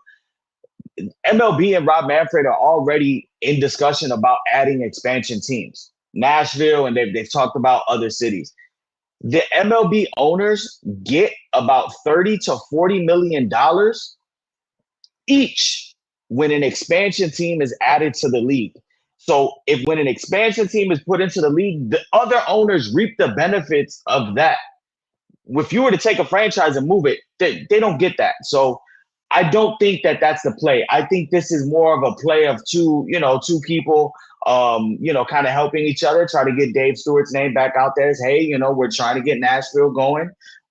Remember me, and Jerry trying to kind of play both sides. But if he were to ever sell, this is the time. I mean, he's talked about the fact that regional sports networks are dying, so a franchise are losing money from that. He's come out as recently as 2 years ago, basically lambasting Steve Cohen in New York and about his type of ownership. Jerry is anti the owners that come in with the bag and try to just spend the win. Jerry's idea of owning is, hey, I want to win, but I also want to kind of, keep some money in. I don't want to be ridiculous. He was the one that literally said, and it was basically a comment about Jeff McNeil. Like, he said something about along the lines of, you have idiot owners that'll come in and give somebody $125 million for batting 250. And now every player that's batting 250 that plays second base thinks that that's what they're going to get. So we already know where he's at. And I think as he's seeing the landscape, this game is not for him. He's 88 years old. So, let's just be real. We're calling it what it is. He's not long for this earth. He's lived a life. Not a lot of people even get to live to 88. Why wouldn't you just sell? Go ahead and break off the other people. People also got to remember he has the controlling interest, but there are other people on the board, and there are, boardroom members that, he has to do right by them as well. This team is about 8 to 9 years away from being legit, like just like, hey, in the playoffs and being able to watch them in October. Y'all think Jerry Reinsdorf has 8 to 9 more years of like functionally owning a team? Like, let's be real. This is the time for him to kind of just see what's out there, see if the city's going to play ball. They're not.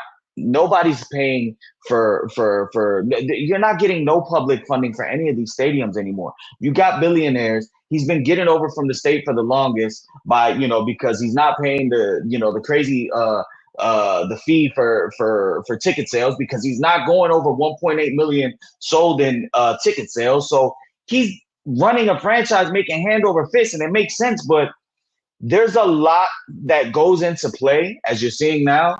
CHSN is not on Comcast, the largest provider here in the Chicagoland area.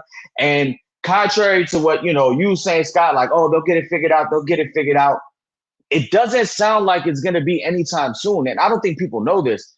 The Denver Nuggets and the Colorado Avalanche, their network has not been on Comcast, which is the biggest provider in the Colorado area, for 5 years. In those 5 years, they've won a championship, both of them. And people, if you lived in Colorado, you wouldn't be able to watch them unless you had whatever other company had it. So it's not just they'll figure it out down the road thing. Like some of these companies just say, fuck it. Like, no, we're not gonna get to it. And it had basically been reported, and it was in the Sun-Times this morning. It was back page. The Chicago White Sox and Jerry and Wirtz and Rocky Wirtz, owner of the Blackhawks, they want their channel to be sold at the second tier Comcast price. So what basically NBC Chicago was. They don't want it to be a burden, even though it already is for the previous subscribers. They don't want it to cost more. And similar to like Marquee with the Cubs and like Yes Network with the Yankees and everything. And Comcast is like, no, we need to make more money off this. We want to put it on the highest package tier, and that's what it is. And they're not anywhere in the middle. Yesterday was the Blackhawks home opener. It was not on TV. The Bulls play next week. It's probably not going to be on TV. And that means this year, because of Connor Bedard, the Blackhawks will be playing 18 primetime nationally televised games. So those are 18 chances for the people that don't have Comcast and don't have, that have Comcast that refuse to get DirecTV or the antenna to see Connor Bedard and to see the upcoming Blackhawks. The Bulls play 0 national games this year. So if they don't strike a deal throughout this season, there are people in the Chicagoland area who will not watch them for an entire calendar year. So that is all dipping into the pockets as well. So when you put all of this into perspective, I think both things could be true, Scott. I think you could call Jerry on his bullshit, but I think he would be a smart businessman to look at the landscape and be like, let me at least see what I can get out there. I just don't buy the Dave Stewart and the Nashville thing because they want their own identity over there. And like I said, the goal is for the owners to make money. If a team is brought into Nashville, an expansion team, each franchise will get like a check for like $20 million at the end of the season. Of course, they're going to take that instead of taking the White Sox. And then let's just be real. Even though we are the second team in the city, it's still the third largest market in the U.S. And even being the second team and being on the South Side, they will still generate more ratings, bring in more revenue than anything in Nashville. So, yeah. Bang, give me quick thoughts and then Dante. Yeah.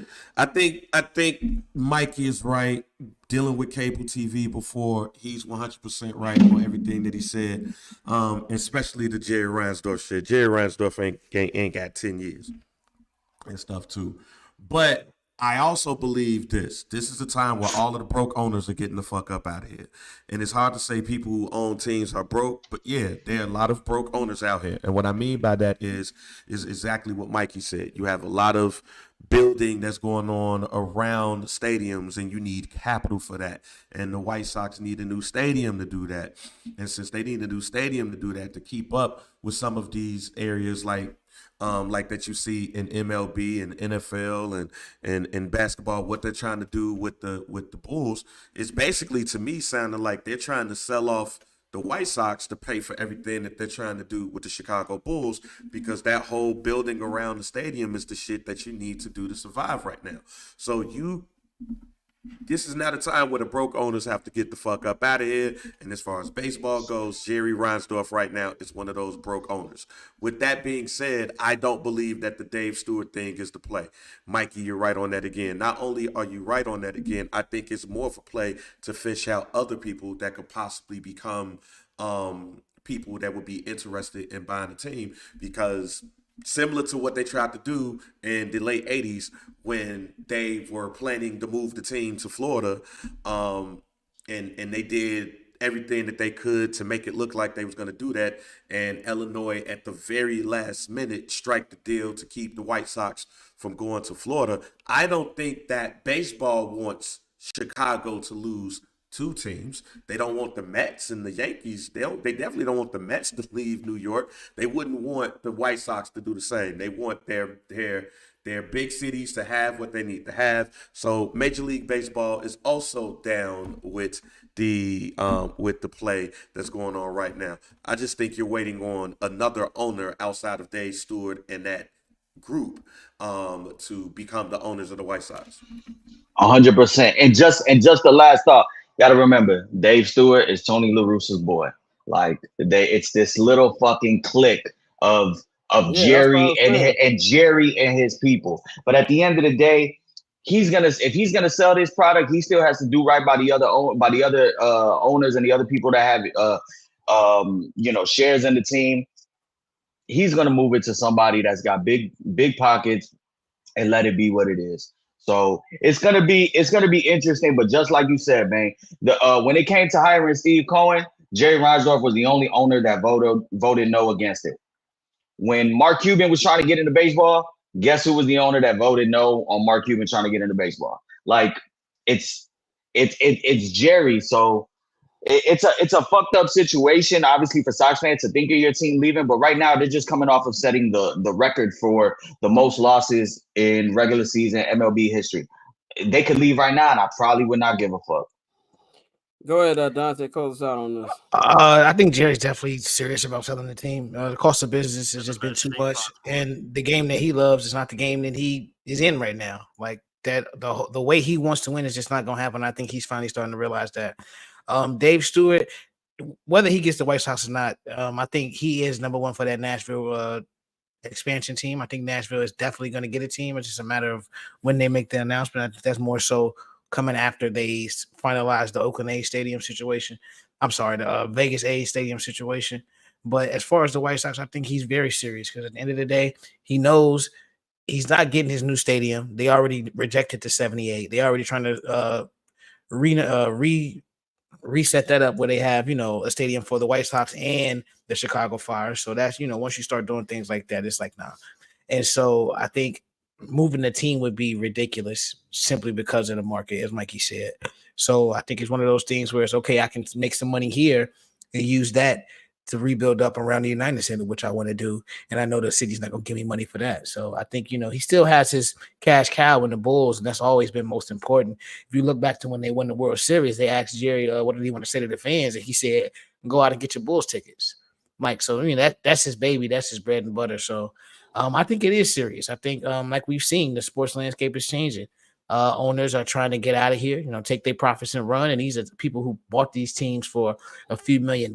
So, you can make an 1,000% return on your investment. Most of them are going to take that, especially the ones that are a little bit older. So I think they won't leave. They won't leave. The Major League Baseball won't let that happen. But him selling, I think, is very possible. All right, y'all. We're gonna be back in just 1 minute. We're gonna take a quick break. We're gonna bring Courtney back. She's been waiting in the green room for like 10 minutes. But we're gonna bring in. We're gonna talk a little more baseball, and then we're gonna get into some football, man. So we'll be back in 1 second.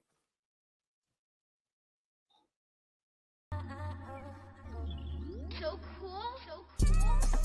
Triple double hat trick, I know the code too. Ice trade, go for trade, yeah we cold too. Getting paper on these player haters, old news. Money on the other line, so I'm not gonna hold you. Money on the other line, so I'm not gonna hold you. Money on the other line, so I'm not gonna hold you. Money on the other line, so. And we are back here on I'm Not Gonna Hold You. Bang will be back in about 10 minutes. You know how it is. We talk baseball. Courtney, what is going on? I'm saying hi because Courtney always says I don't say hi. Hi, Courtney. How are you doing on this great Friday afternoon? Wow. Hi, Scott. I'm doing so well. Thank you so much for asking. That is awesome to hear. No, for context, this man will hit me up asking me to do something and will simply not whatever happened to hello. I get that a lot. When I put the link in the chat one time and y'all was like, I think Mikey was like, please. And I get that a lot. So I'm trying to. I said, and when I was in London, I told my brother something. And then I just turned up for no reason. He was like, nigga, you be going 0 to 100 for no reason. And then I caught myself doing it multiple times. And I was like, you know what? You're right. I do. I just be turning up for no reason. And then it just peeping. So I'm going to start saying hi more. But anyway, how are you doing today on this Friday? What's been going on with you? Hey, I'm actually doing pretty well. My concern is though, and I told y'all I was a little superstitious. The Dodgers have been playing better when I haven't been watching, when I haven't been following. Well, now you're watching. I've been watching and they've been playing like shit. So I had to turn it off. Again, I'm just trying to make a sacrifice for the greater good. Yeah, please turn it off. I had them in my parlay. See if they can come back. Turn it off. Well, they should have come back, but Freddie Freeman, you cannot go down taking that pitch. Correct. Looking, not getting the bat off your shoulders. Game. Inexcusable. Inexcusable. Well, the Dodgers right now losing 9-2, so it looks like the Mets are going to stave off elimination tonight, which I kind of expected. It's very hard. The bottom of the fourth, though. Yeah, it's the bottom of the fourth. It is the bottom of the fourth. I just don't. If the Dodgers were going to get back in the game, they would have when the bases were fucking loaded. Right. Exactly. I'm just saying it's not entirely impossible considering the game that we've already seen thus far. That is very true. They could. I think it's going to have to take better play from the bullpen, and I don't know how deep Dave Roberts or baseball Doc Rivers wants to go into his bullpen heading into this weekend. But let's just talk about the series in whole. The last time we talked on here, they were getting ready to play the Padres. And the Padres, and let's be real, they screwed the pooch. I was watching that Game 5 in my London hotel like 3:30 in the morning, and I saw the Dodgers come back, and it feels like the Dodgers, despite a lot of their pitchers being hurt, they're finding a way to win games. The offense is stepping up. Shohei Ohtani have what an amazing playoffs that he's been having. His first ever postseason. Mookie Betts has not been great in the playoffs since he's been a Dodger. He's been stepping up. He's been having a good postseason, especially this series. Courtney, what have you seen from the Dodgers? And I think a lot of people, I think maybe half of us picked the Padres. What have you seen from them, and has your opinion on their chances to win the World Series changed? I think it's definitely changed. I think I said before this Padres-Dodgers World Series, or not World Series, before that series started, I said that whoever won that series would win the World Series. And I still stand by that, even with now the Padres going down, because I did pick the Padres to win. For the record, I did have the Padres winning that series. But for me, it's obviously Shohei has been Shohei. Mookie has stepped up because, like you said, he has been kind of mid in the playoffs. But it's some of the other guys in the lineup that have stepped up, like Kike Hernandez and even Max Muncy, who was struggling at the plate for quite some time. And, the middle of the order kind of getting things together for the rest of that lineup, and the bullpen stepping up as well for the Dodgers. Mikey, I know you were real big on the Padres, man. What have you seen from the Dodgers that we haven't seen since they won the Mickey Mouse Championship a couple years ago? Just their offense is relentless. I mean, with Ohtani being able to set the table, you go into Mookie, like Courtney said, Kike Hernandez has been a revelation. Like, he always seems to perform big every time he's in the playoffs. And they're just getting timely hitting. Unfortunately, it's not happening right now through 4 or 5 innings. But just offensively, like, it's hard to go 1 through 9. Today, Andy Baez, center fielder for them, comes in, hits a solo home run. And these are things that the lineup can do, 7, 8, 9 can do. Once the top of the top of the orders of the guys are doing their work, then it puts a lot of pressure to try to get through the rest of that lineup. So I'm still worried about their pitching. I still think in the end of the day, we get a Dodgers-Yankees World Series. I think that would be the best outcome. It's been very rare that we've had 2 stars go up against one another in a championship format like that. I mean, you have to go back to, for me, I would say you'd have to go back to, LeBron versus Steph, where you get that in, American sports, getting 2 of your top guys. Even then, they weren't really, they were 1 and 2, but some people might have had Steph 5, like getting Ohtani and Judge is like kind of like the finals that we never got with Kobe and Kobe and LeBron. So LeBron wanted to lose the Hedo Turkoglu. Yeah. So I think that this is set up perfectly. You get the 2 largest markets. Obviously, the games still need to be played. The Guardians game last night was amazing. But the Dodgers probably just gotta shake this off and go back. And I think you're gonna do it with the bullpen game, Courtney. Yeah. Yeah. So that's where it gets tricky. But Scott, like I seen you tweeting that like bullpen games in the playoffs are terrible. I agree with you, but this team literally has no choice. They team they have no choice. Yeah, they have no choice. Yeah. Right, like the Rays of old, like they would do that strategically on purpose. The Mets kind of are doing this. Like these are 2 teams with very thin rotations. So the Dodgers are gonna have to do it, all the way through. Ohtani can't pitch, Glasnow's down, Kershaw's down, Dustin May is down.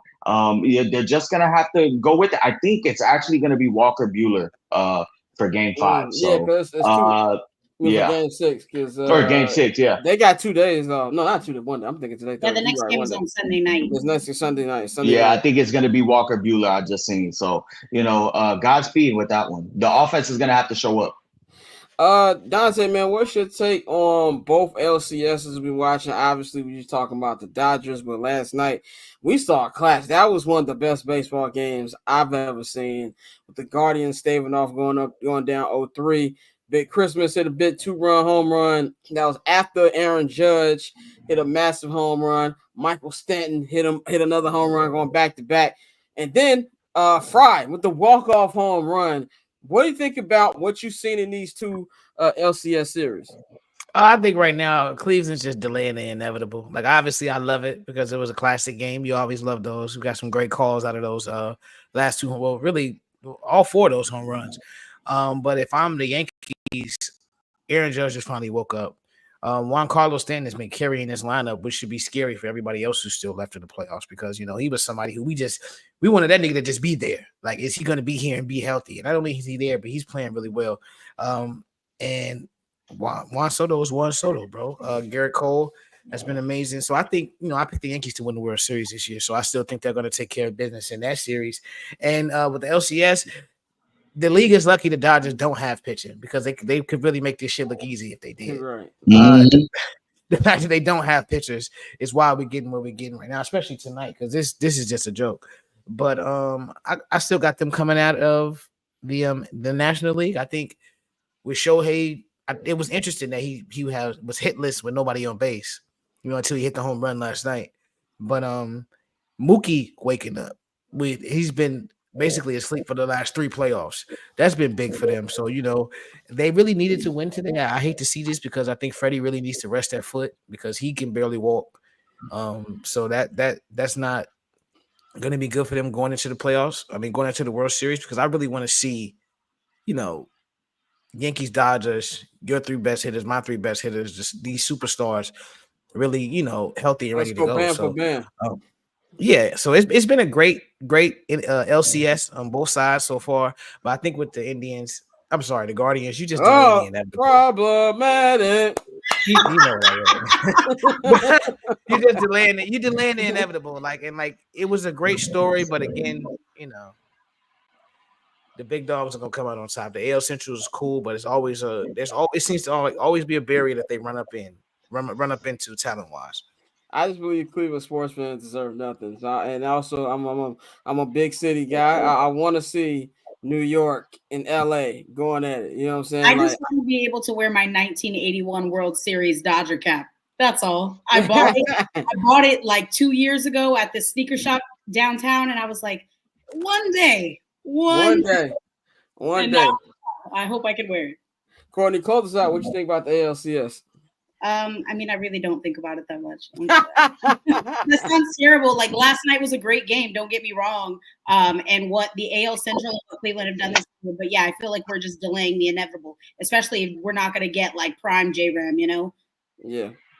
I mean, I would love to see Jose Ramirez in the World Series, but I don't think Jose Ramirez wants to see Jose Ramirez in the World Series. I don't want to see Jose Ramirez. I don't want to see Jose Ramirez doing anything. But that concludes. Who has microphone issue right now? It's not like somebody's battling outside.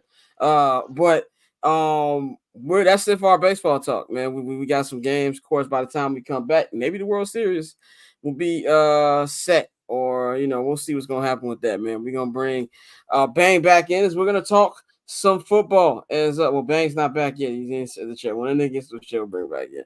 But we're gonna talk some football, man. Week 7 about to kick off here, man. But we're talking about trade deadline on local hour with what Ryan Poles should do. But 2 big trades have already happened, and they include big receivers. Just like I said on this show weeks ago when DaVante said he wanted to get out of there, I said, let's just cut the bullshit. He's going to Jersey. He's going to the Jets, and that ended up happening. DaVante Adams traded to the New York Jets for a conditional 3rd-round pick that can be a 2nd-round pick, and the Jets we paying the remainder of DaVante's contract. He, of course, he has a big bromance with Aaron Rodgers, the only nigga that loves Aaron Rodgers on this earth. We saw it on the TV show Wide Receiver, where that nigga couldn't wait for the Jets to come to Vegas because he just wanted to kick it with Aaron. He got his wish. Kind of, I said it was gonna happen, but the way they lost to Buffalo on Monday kind of just reaffirmed everything I thought. Being the shit human being that he is, he threw Mike Williams under a bus.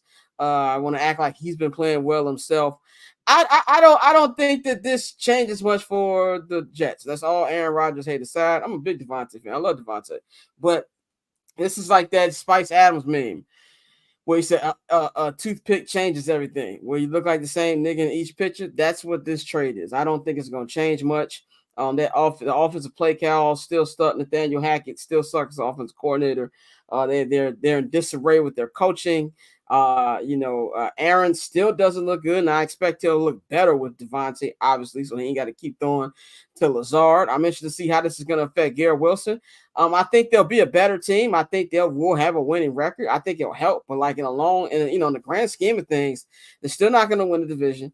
I still don't see them making any type of significant noise, but what Aaron wants, Aaron gets. He's got that franchise by the balls. No matter how much he wants to go on Pat McAfee and say he had nothing to do with Robert Salah getting fired, like I was born, my nigga, but I wasn't born yesterday. I just don't buy that whatsoever, man. But as we bring Bang back in here, man, I want to go to Bang, man. What do you think about this DaVante Adams trade? And do you think it helps the Jets in any type of way?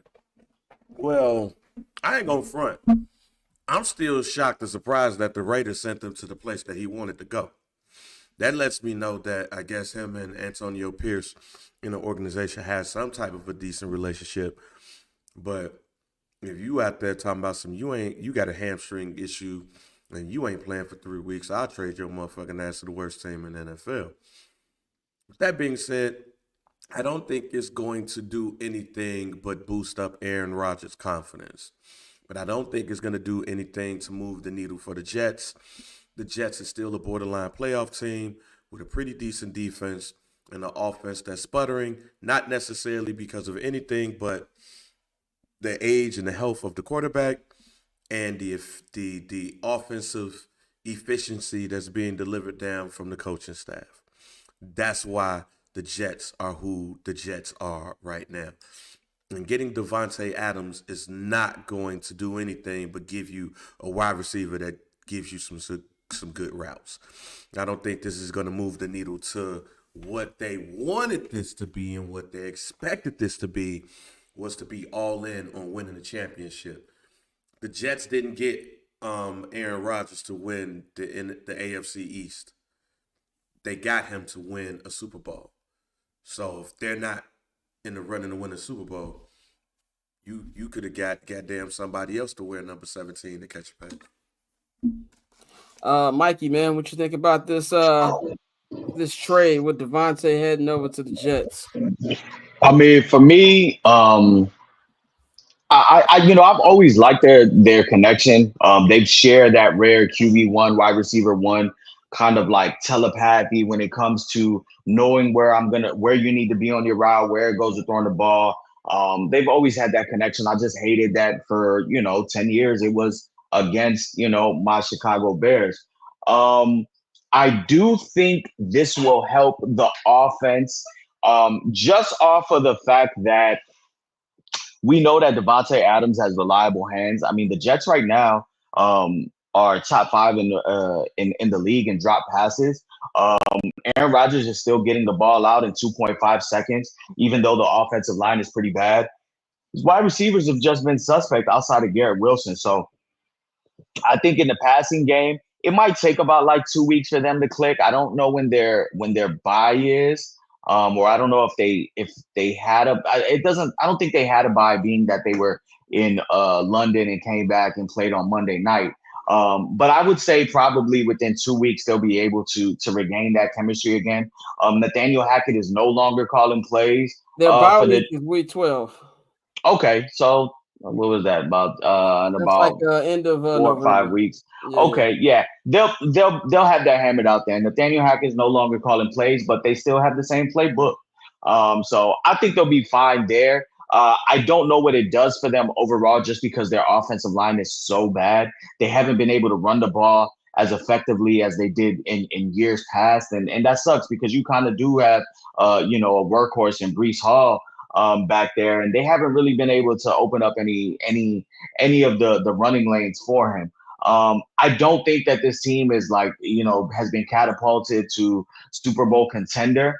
I think that they're about to go on a nice little stretch because their schedule kind of works out. If they can play buddy ball between just Adams, Garrett Wilson, Conklin, run the ball, I think that they'll win some games, but in the grand scheme of things, they're not going to win anything of note come playoff time.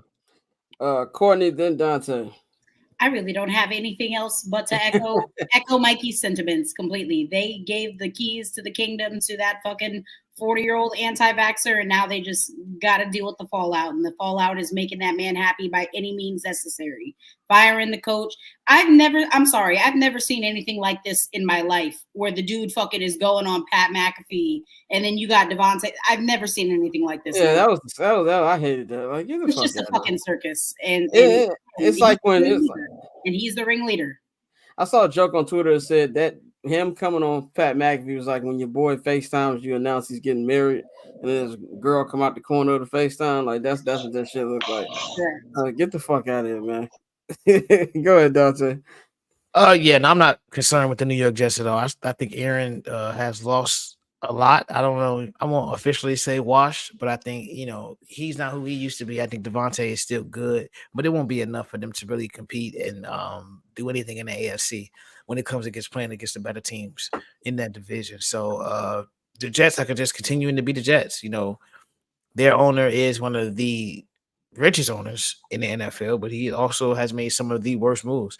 And Bill Belichick talked about it, saying, Bill Belichick be bombing on them niggas. He fried him, but I mean, he was absolutely right. He was like, this is just what the Jets do. So I mean, you're doing all this, they still can't protect Aaron, and he can't move how he used to move. So we're gonna see how this works. So I think short term it'll help him. But in terms of them actually trying to win a Super Bowl with Aaron Rodgers, who's old as hell, I don't think this helps them that much.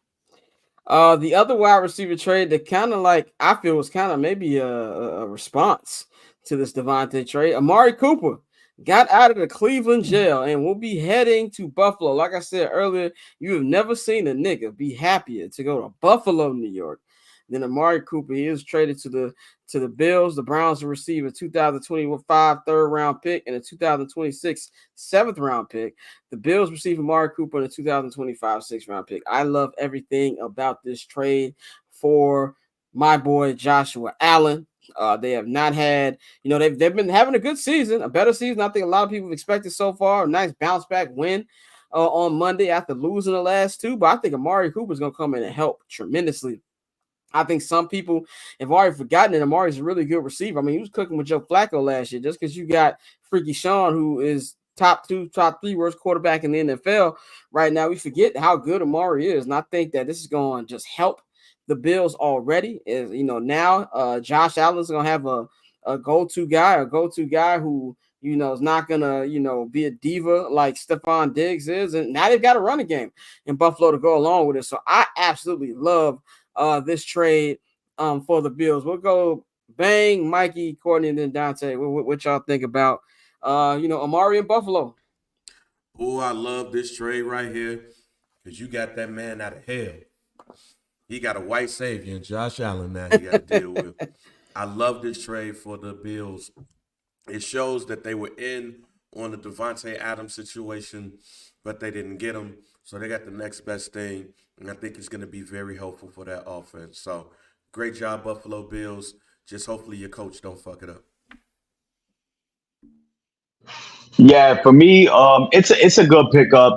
The Buffalo Bills are top 6 in the league and wide receiver drops with 11. My issue with this deal is Amari Cooper leads the NFL with 10 drops. So I don't know how that's going to solve unless he just magically decides that he wants to catch the ball now playing up there in Buffalo. So I still have to see it play out. To me, I feel like he's kind of lost a step. So I'm not really moved by it. It definitely was it definitely was a response. I think the Bills were in on DaVante Adams, but clearly he just wanted to be with Aaron Rodgers. But I'm not really moved by it because I think the best of Amari Cooper has already passed. Yeah, I believe that Amari Cooper can help them. I think Buffalo, with Josh Allen, with the talent he has, you just need good receivers. I think that's one of those teams where you don't have to have a, great or elite wide receiver. He just needs good receivers. And I think Amari, even if you believe that, he's not what he once was, I think a lot of it comes with the situation too. Like, I know everything going on in Cleveland right now with Deshaun Watson and the quarterbacks. So I think, playing in a team that's not winning, you have guys who, they play down to the situation. I know it's a different sport, but just look at Jazz Chisholm ever since he got to New York, just being in an environment where teams are winning, teams thrive, and teams are trying to go for a championship. It can make, bring the best out of you. So I think the Bills are planning on that being the case with Amari. And so I really like that move a lot. And I think this is going to be a team that, man, the AFC is going to be tough come playoff time. Because I think, this is a move that definitely helps Buffalo out a lot. And we were just talking about it. Courtney just said the game ain't over. Page just hit a 5-run homer. Not 5-run homer. 5-run homer. I said, what the fuck? I'm like, what kind of They're playing backyard baseball over there. The Pablo Sanchez nigga. I mean, it's a 5-run game. Shit turned to rock and jock real quick. The Kobe Bryant crossover of MLB. Remember that game? It had 20 pointers. But go ahead, Courtney. What you think about this trade? I mean, it's obviously a great move for the Bills quietly, and it's something that I've been thinking about, especially seeing that Juju Smith-Schuster is also limited. The Bills did waive Marquez Valdez-Scantling. Now, I know that's not like top billing for anybody, but that Chiefs wide receiver room is like very depleted right now. I'm wondering when that call is getting made because they could use the help. Yeah, that's all I got. Let's move on to another AFC team, our former quarterback, Mr. Justin Fields. After having, I think, he had a Justin Fields 6 game. Let's just be completely real about it. Like we got the full Justin Fields experience with him having some wild plays, him having some bozo plays. But despite that, the Steelers are 4-2 right now, second in the AFC North behind the Baltimore Ravens. But Russell Wilson is available to play, and he took all the first team snaps this week. Mike Tomlin has been very, low key about what he's going to do. Even saying today that he's picked the starter, but they're keeping that in-house. And then a couple minutes later, shout out to the Steelers beat reporters for asking George Pickens if he had spent any extra time with Russell Wilson. And George Pickens said, yeah, more than usual. You know what I'm saying? We did little things after practice because, it's his first start. And bam, there you have it right there. If you needed any more proof, Russell Wilson will be the starter this season. We're not going to see, this Sunday on Monday Night Football. I'm on Sunday Night Football. And by the way, great pickup for NBC. Sunday Night Football, you get Russell Wilson's debut, DaVante Adams' debut for the Jets, and two teams that need dubs right now. That is going to be an interesting game. This is what I said, man. I've said this about Justin. I'm going to keep saying it. He is who he is. He's not a bad quarterback by any stretch of the means. But he's just, I think, depending on the situation, he's a starter. I'm not completely mad at them going Russell Wilson. And Justin said this himself. Justin is a very honest dude. I covered Justin for a couple seasons. And Justin is somebody who he's a man of few words, but if he has something to say, he's going to say it. And he said he didn't play that well. He didn't play good enough for this not to be a conversation. And Justin, maybe he helps the run game with his legs, but passing wise, he's not great. And so you still want to see if Russell Wilson has something in that arm. Now, I'm not expecting Russell Wilson to come out and, light it up. I think he's definitely lost a couple steps. But if you look at Russell Wilson last year, Russell Wilson did not have a bad season last year. I don't blame Russell Wilson for the way that the Broncos season went. I think it'll take a couple games to get his feet under him, but I understand why Mike Tomlin is doing this. And worst case scenario, if Russ sucks, you can just go back to Justin. That's just how I look at it, man. And I think that for Justin Fields' career, I'm really interested to see where it's going to go from here because he is a free agent coming up. I mean, both of them are free agents coming up, but Justin isn't proven like Russell Wilson is. So is his future as a backup quarterback until he finds an offensive coordinator that can maybe, unlock him a little bit with Geno Smith? I don't know. But I think what you're seeing is what I was saying since January. Honestly, Mikey's been saying even before January. Mikey was saying this at the beginning of last season, that Justin just is who he is. And I think that people are finally seeing it with him not being on the Bears and now people want to question Mike Tomlin. You know what I'm saying? If there's any coach on planet Earth, in the NFL right now who deserves the benefit of the doubt, it is Mike Tomlin. And worst case scenario, like I said, if Russell Wilson's huff, you can go back to Justin Fields, man. So to me, I don't have a problem with this situation. And I actually think that once Russell gets his feet on him, I think you're going to see a better passing game. And I think you're going to see the younger wide receivers maybe even do better with Russell Wilson out there. Mikey, what you think about Justin getting benched?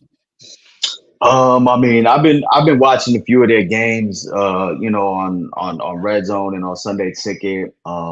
Really trying to, see what that offense is looking like. I got a lot of boys that are Steelers fans, and just to be honest, it's business as usual with Justin. He's dynamic at times with his legs. He leaves a lot to be desired in the passing game. I mean, that Raiders game, he had a terrible stretch, like 3 terrible throws that weren't even like competitive throws, and just took them, out of field goal range and getting any points. The defense was able to, to force some takeaways and give him some short fields, and they were able to score. Najee looked good running the ball. But he just leaves too many plays out there to be desired, and it cost them. That Cowboys game was a winnable game. I mean, they did, have the lead. And the defense folded, but even then, there were opportunities in that game to tack on more points on the Cowboys, and they just couldn't do it. Justin is very honest, like you said. So I think he's not throwing a fit. I think he also knows that his season isn't over. He will be playing. I think it'll behoove them if they still throw him in goal line situations, say anything from the 7 on down, to utilize his legs. Because he has been a weapon and has been automatic in scoring when they get down there, when they, use that RPO. So it just kind of is what it is at this point. I think this is, where Justin is going in his trajectory. I don't think there's, unless he gets with somebody that completely changes his throwing mechanics and makes it less robotic and less long, I don't see him having success as, a starting quarterback in this league, but he can definitely, collect checks as a backup.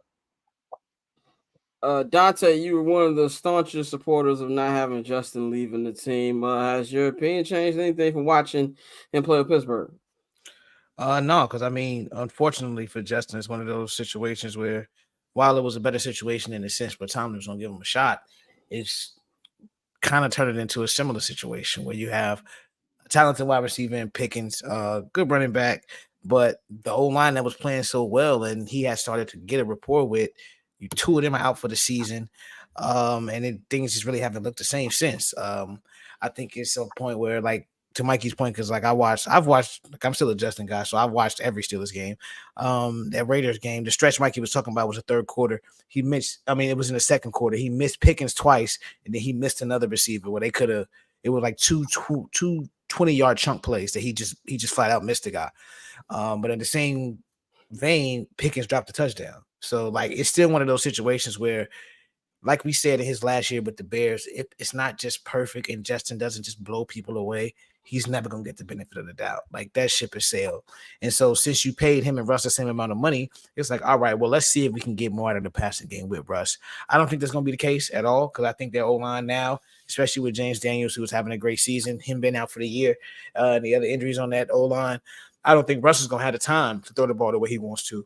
So, with that being said, I think Justin will get back in there, but it's unfortunate because unless he's just lighting it up, it's always going to be like this. It's always going to be can we be a little better? Can we, add a little more to this offense? And it's kind of a disservice because even in the first 2 games, they really didn't let him throw the ball. Like, he was running, they were running the ball. Like, they were running the ball. And then when you saw in game 3 and 4, that how they started to 3, 4, and 5, they started to throw the ball more, really incorporate more downfield shots. And they were a couple plays away from being 5-1. So to have that, and then it's still not enough. It's one of those things where they got to kind of have to see what you got with Russ, because he was going to be the starter. So I think Rush will have a shorter leash than people think, because he didn't play bad. 10 total touchdowns, 1 interception. He fumbled, I want to say 3 or 4 times, but he recovered all of them. So you're not losing us the game. But that's not how the NFL works these days. They want quarterbacks to go out there and win them the game, or have a major chunk of the responsibility for them winning that game, even in a city like Pittsburgh, who has a great defense. So, I mean, I don't think he should have been benched, but I'm not shocked that they did it. I mean, I think the Steelers are learning too. What's the old quote? If you have 2 quarterbacks, you have none. I think they're learning that right now. Bang, what you think about this situation? First of all, the Pittsburgh Steelers wide receivers always come off the short bus. Like your head coach is like, yo, I ain't made no decision yet. And you go on TV and be like, yeah, getting him ready for his first start. Man, the every wide receiver that the Pittsburgh Steelers have, something's wrong with them. They come pre-drafted with CTE. It's already an attachment. Yeah, what we say on summer sessions. They was in one classroom in my high school. Yeah, there was that's that. They was in the class with Bunny Colvin and Susan for a while. Right. With that being said, man, I expected this for a couple of reasons. One, we got to see if we got to get the Bears a pick, a different pick. So we got to see what we got in Russell Wilson, and if he huffed it, we just go back to Justin. But Justin said it, man. I didn't play well enough to make this decision hard for Tomlin. If he would have played lights out, they probably would have signed his ass to an extension. Let alone Russell Wilson ass will probably be in Miami right now. If that was the case, he would be on another team. He would be with the Raiders, or he would be with Miami, a team that needs a quarterback, and they could use it right now. But Justin did not play enough to curb the decision. So the decision has been made, and I expect Russell to be decent.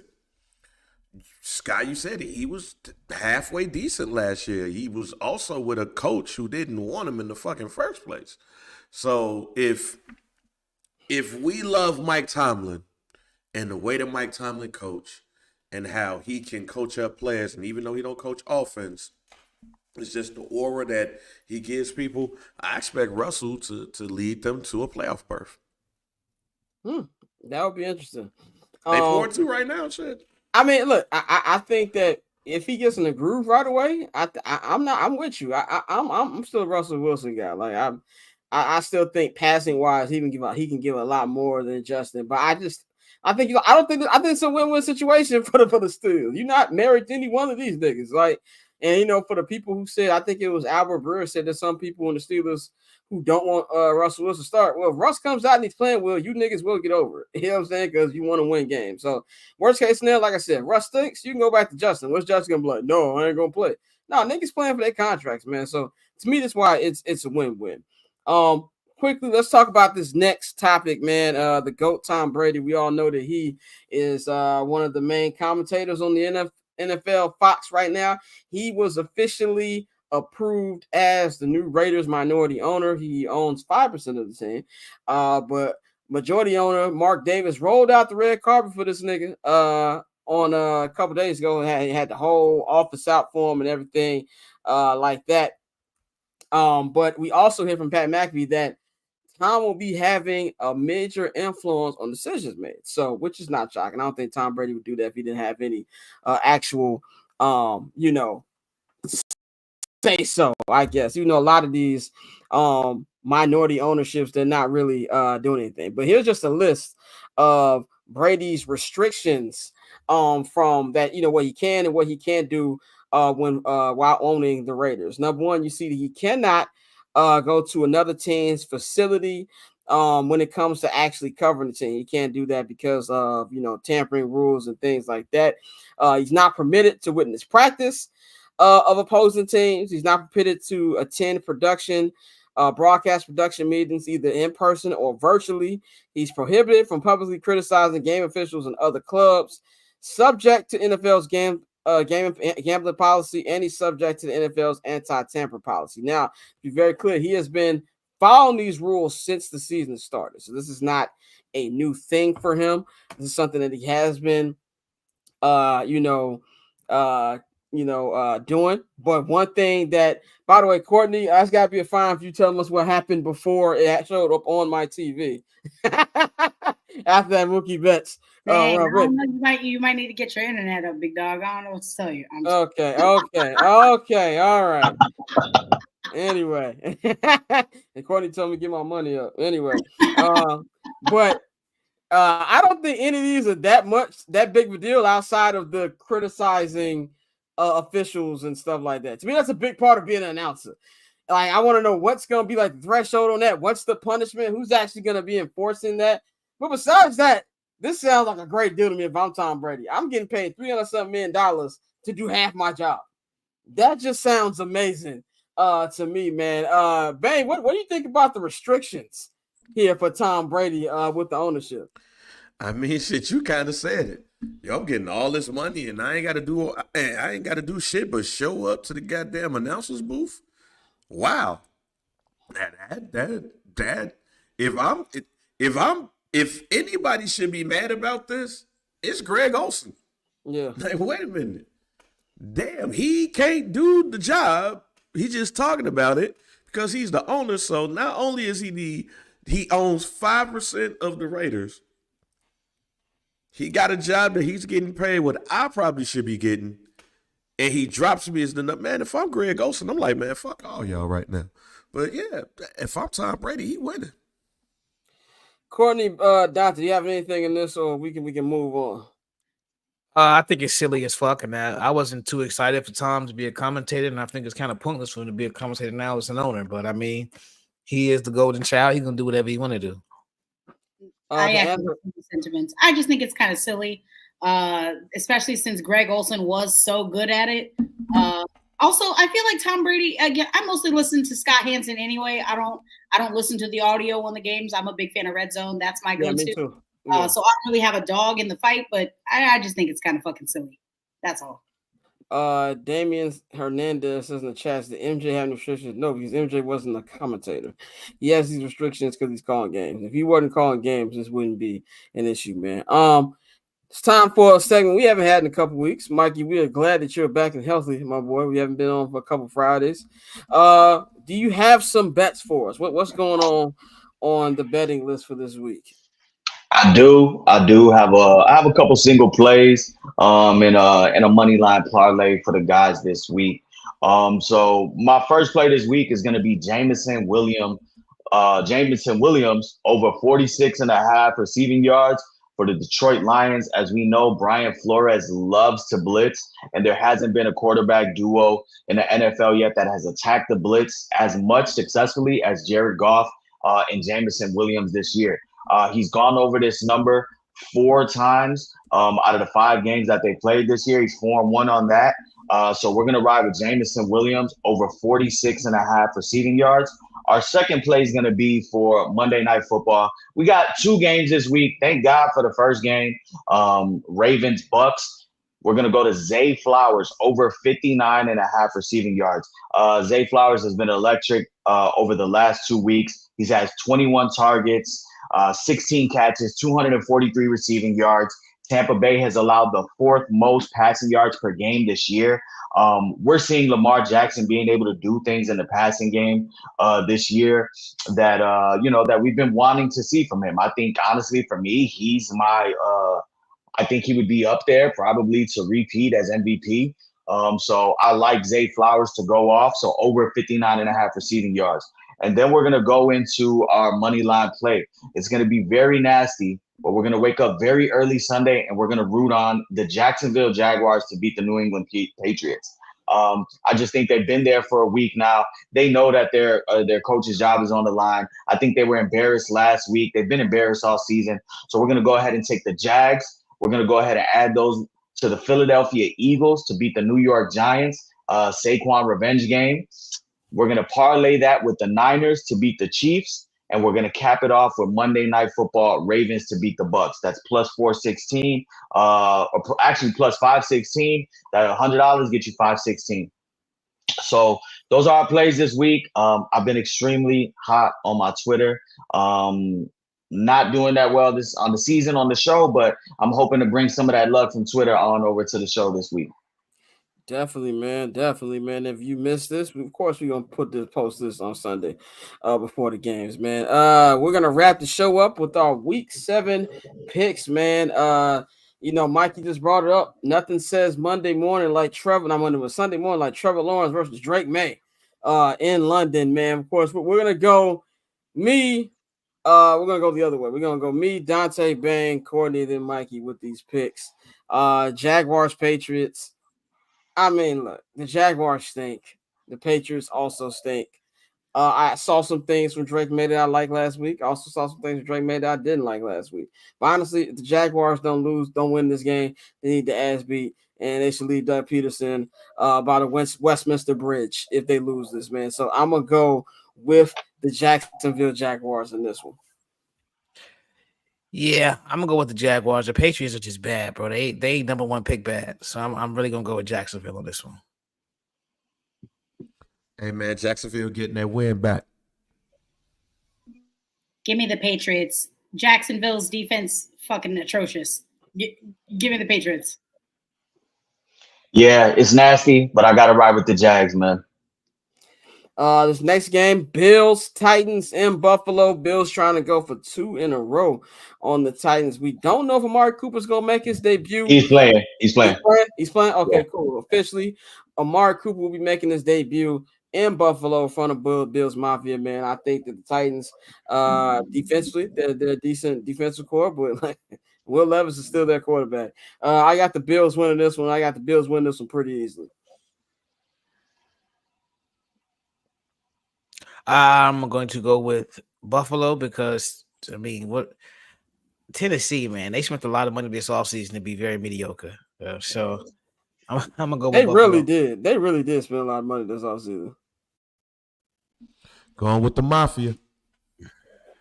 Yeah, I'm going with the Bills too. Me and Dante were so high on the Titans to start the season, and they have done absolutely nothing with it. Give me Buffalo. Yeah, I'm gonna ride with Buffalo. Titans are super banged up. Buffalo playing at home, better team, better quarterback, better supporting cast. Give me the Bills.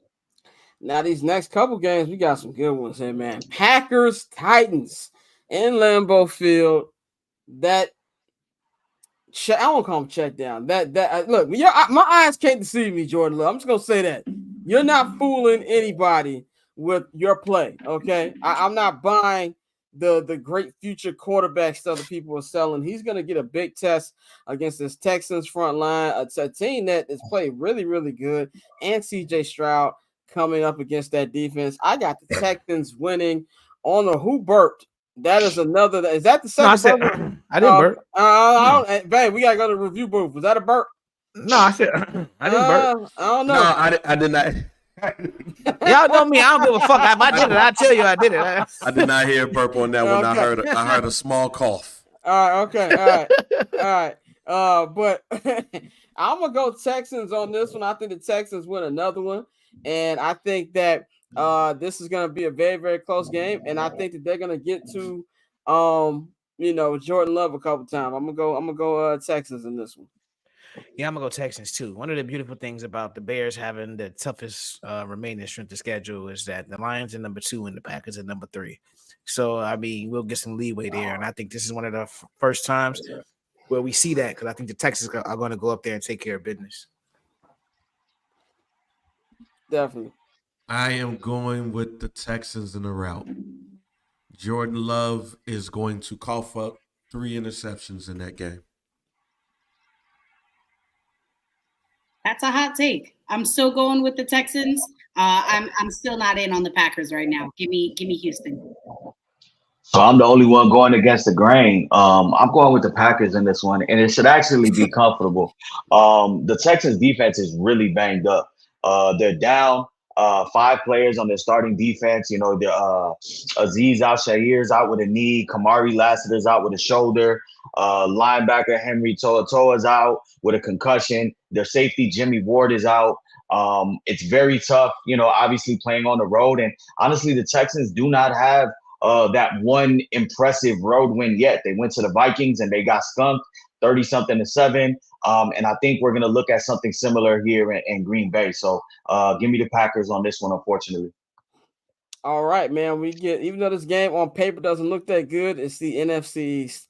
And NFC East games always have stupid finish alert on them. Giants, Eagles. I'm taking the Giants, and this is why I'm taking the Giants. Look, I do not like how the Eagles are playing. I do not like Cheesesteak Matt Nagy, who even made me hate him even more for that crap he pulled last week, yelling at the fans like nigga grow up. And I think that Jalen Hurts gets away with murder, and I have no football reason for why I'm picking the Giants to win this game. I'm pretty sure Malik Neighbors is out again, but it just smells like a stupid Eagles loss. So I'm gonna go with the Giants in this one. That's how I'm rolling. I am going to go with the Eagles. As much as we hate cheesesteak Matt Nagy, they even planted some shit on Reddit where they were talking about, well, he was just having fun with the fan. I still think they'll have enough to get it done with the Giants. I think Daniel Jones is just inconsistent. He's like Mikey said, the white Justin Fields. You know, he has his days where he's like, damn, he might be kind of figuring it out, and then you look up and it's like, okay, no, this is still Daniel Jones. So I think with that being said, I'm gonna go with Philly. Shout out to our producer Nikhil. He said that Malik Neighbors will be playing on Sunday. I am gonna go with the Giants, man. If the Giants don't got nothing, they got a pretty decent defense. Shit, hell no, I'm not going with no goddamn Giants. AJ Brown back, DeVonta Smith back. I think this shit with the Eagles is kind of overblown. We just don't like the head coach. The Eagles in the route, man. Saquon's gonna go off. Yeah, give me the Eagles. They got all their key pieces. Give me Philly. Oh, this is Saquon returning to MetLife. Yeah, and I can't confidently take the New York Giants in anything right now. Their offense is at home. They played 3 games at home this season. They've scored 6 points, 15 points, and 7 points. They're right now 29th in the league, averaging 16 points a game. They can't move the ball, even if Malik Neighbors is back. I just don't see how they do it. Give me the Eagles.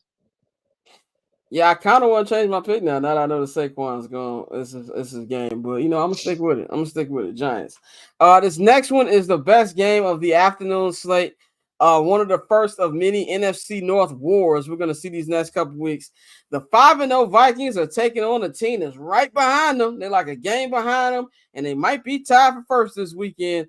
They will be hosting the Detroit Lions. Lions, of course, coming in there. No Aiden Hutchinson. The defense, to me, especially the secondary, can be had. I think this is going to be a very, very good game. I think the Vikings finally lose. I think the Vikings finally lose this weekend. I think this is going to be a shootout because I'm just not a fan of that Detroit Lions defense.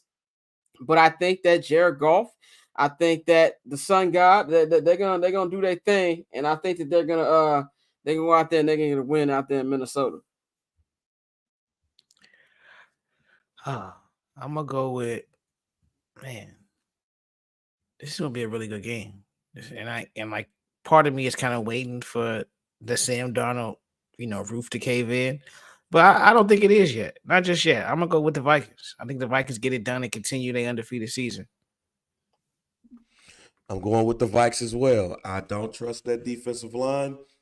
Aiden Hutchinson was that defense. He ain't there. Got to go with the Vikes. Where's the game?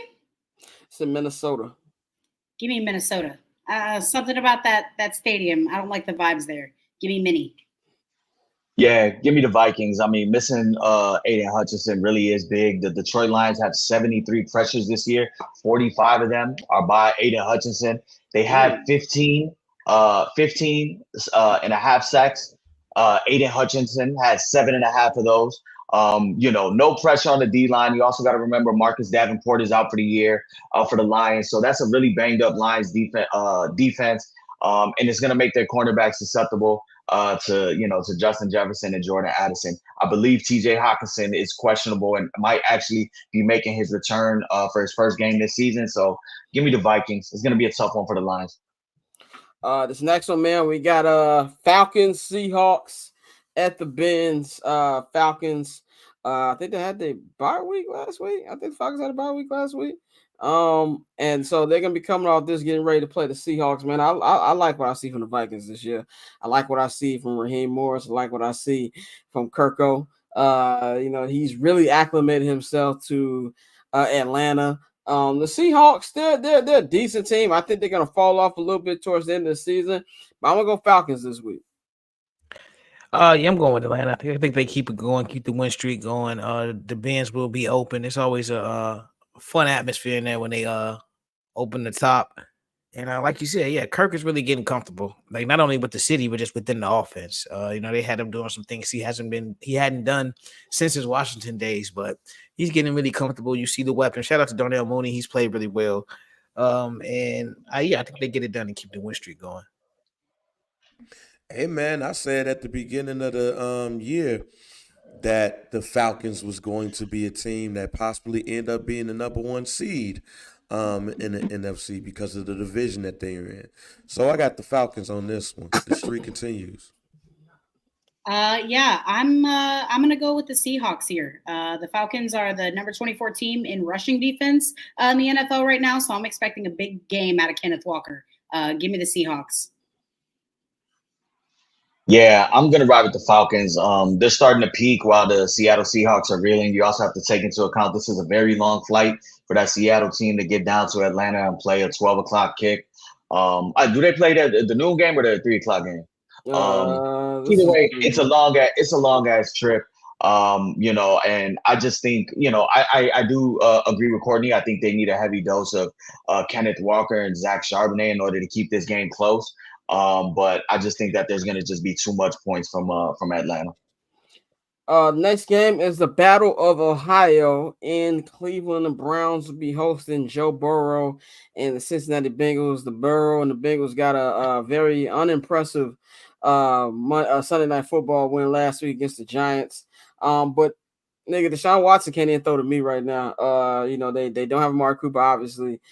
They do get Nick Chubb back, which should help them a little bit, but the Bengals defense, that's how bad we're gonna know that if Deshaun Watson can't light up this Bengals defense, then they need to take that nigga contract and rip it up in the middle of the field after the game. If there's any game for Freaky Sean to look good, it's in this game right here. I don't think he got it in him. I'm going with the Bengals in a very, very close game. Yeah, this is gonna be a terrible game, but I'm gonna go with the Bengals as well.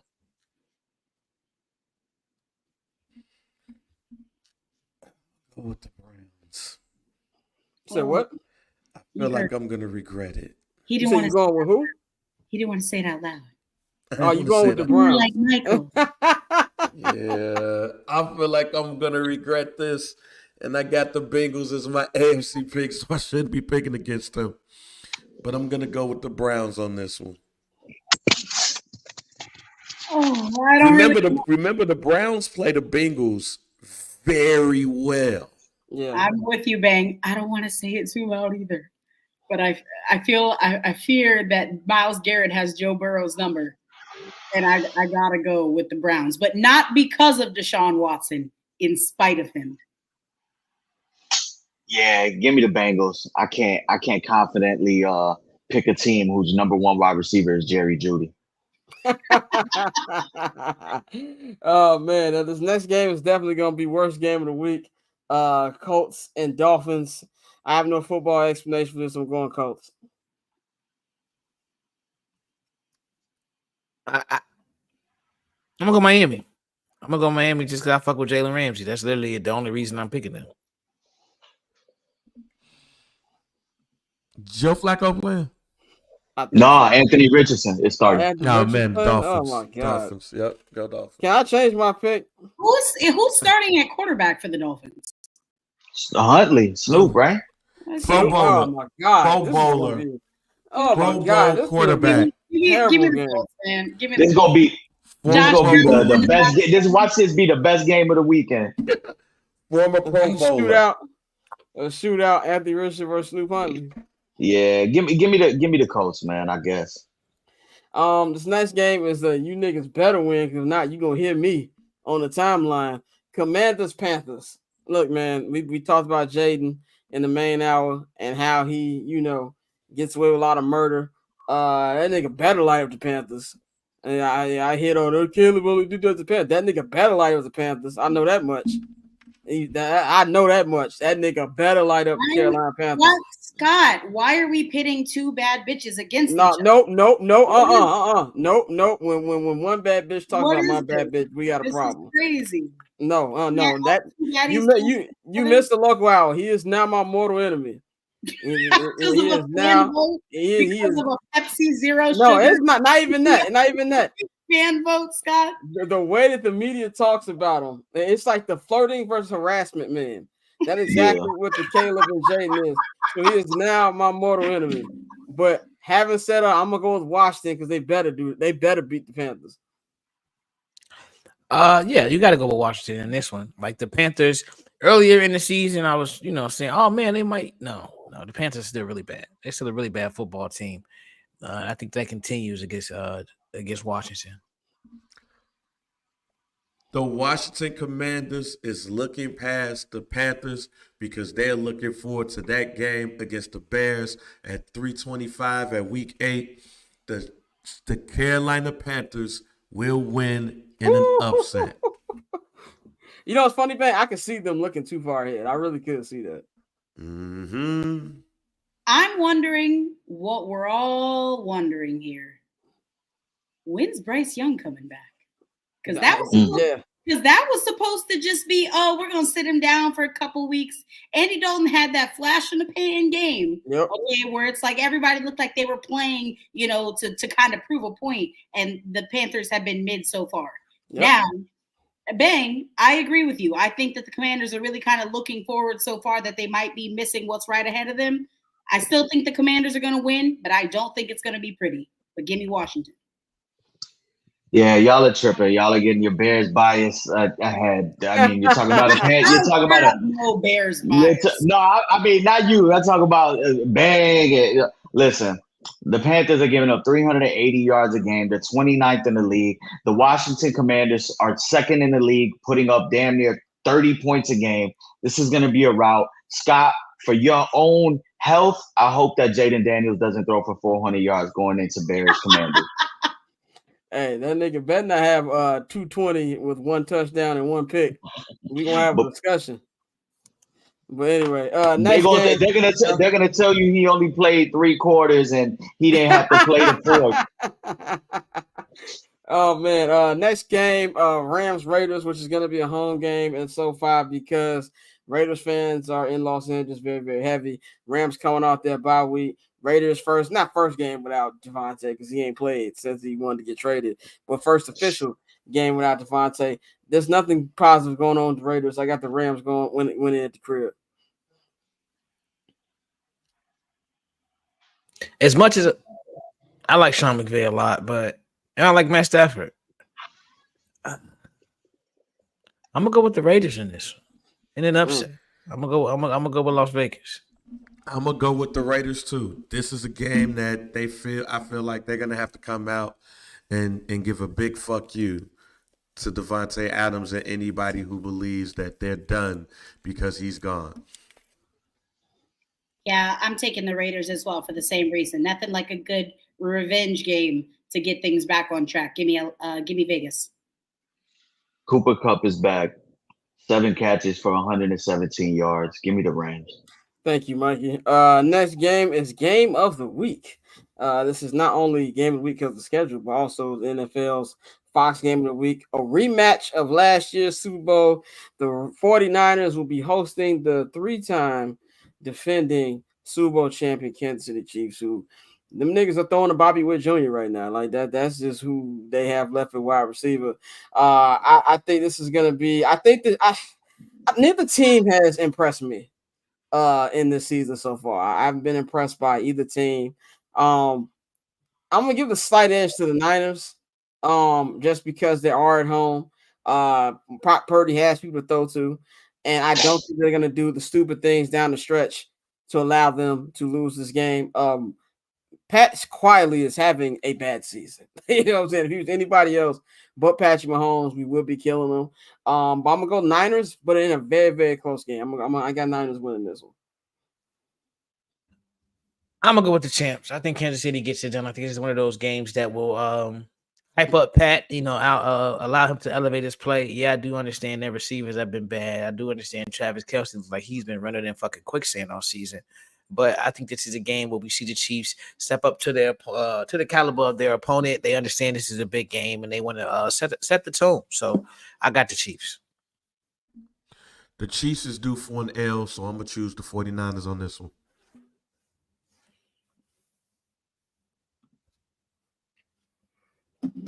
You on mute? Yeah. Oh, yeah. What I was trying to say was I think that the Chiefs got to take an L, and if it's going to be anybody, it's got to be the Niners. So give me San Francisco. Yeah, I got the Niners. This Chiefs offense just doesn't look right, even though they got Patrick Mahomes, no Isaiah Pacheco. Jordan Mason is going to be playing for the Niners. I think there's going to be some plays made in the secondary by Brandon Ayuk, Kittle. Give me the Niners at home. Chiefs take their first L. So Mason is playing. Mason is playing. Yeah, he's not on the injury report as of today, and he practiced all week. Well, who's their other running back right now? Isaac Guerrero is a backup. Yeah, Louisville legend. All right. Sunday Night Football in Pittsburgh, man. We've got the Steelers and the Jets. Like I said, Russell Wilson is, according to George Pickens, will be starting his first start with the Steelers. He'll be making his debut. DaVante Adams will be making his debut on the New York Jets. I'm going with the Jets. I think you're going to see a lot of buddy ball between Aaron and DaVante. I think DaVante is going to get a lot of targets, and he's going to get a lot of catches. I think the Steelers, I'm not expecting Russell Wilson to come out right away and just really, really play well. He hasn't played in a long time. I do think the Steelers defense is going to keep him in there. TJ Watt is a beast. So I think in a very, very close game, I got the Jets winning this one, probably by a field goal. I hope the Jets kick the shit out the Steelers. I know it's not going to happen, but I'm going to go Jets by 10.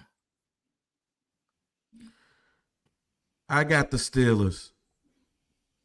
Joey Porter is going to lock up Adams, and TJ Watt is going to be all over Aaron Rodgers. I'm not going to say go take him out. But pause. He's going to be all over that man like white on rice.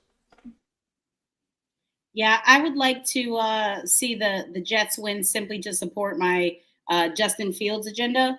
But also, I think it's a little weird that they're choosing now to start Russell. I mean, I understand he's full healthy now, whatever. But, I think it's kind of weird considering how bad Jets rushing defense is. You think you'd want that advantage of that mobile QB. Anyway, give me the Jets. Ugh, I hate to admit it. Give me the Jets. Yeah, I got the Jets. This is a good get-right game for them offensively. I think they'll be able to move the ball, whereas I don't think the Steelers will with Russ. To wrap up Week 7, we got another Monday Night Football doubleheader, man. First game is Buccaneers and Ravens. Second game is Cardinals Chargers. This first game is going to be really, really good.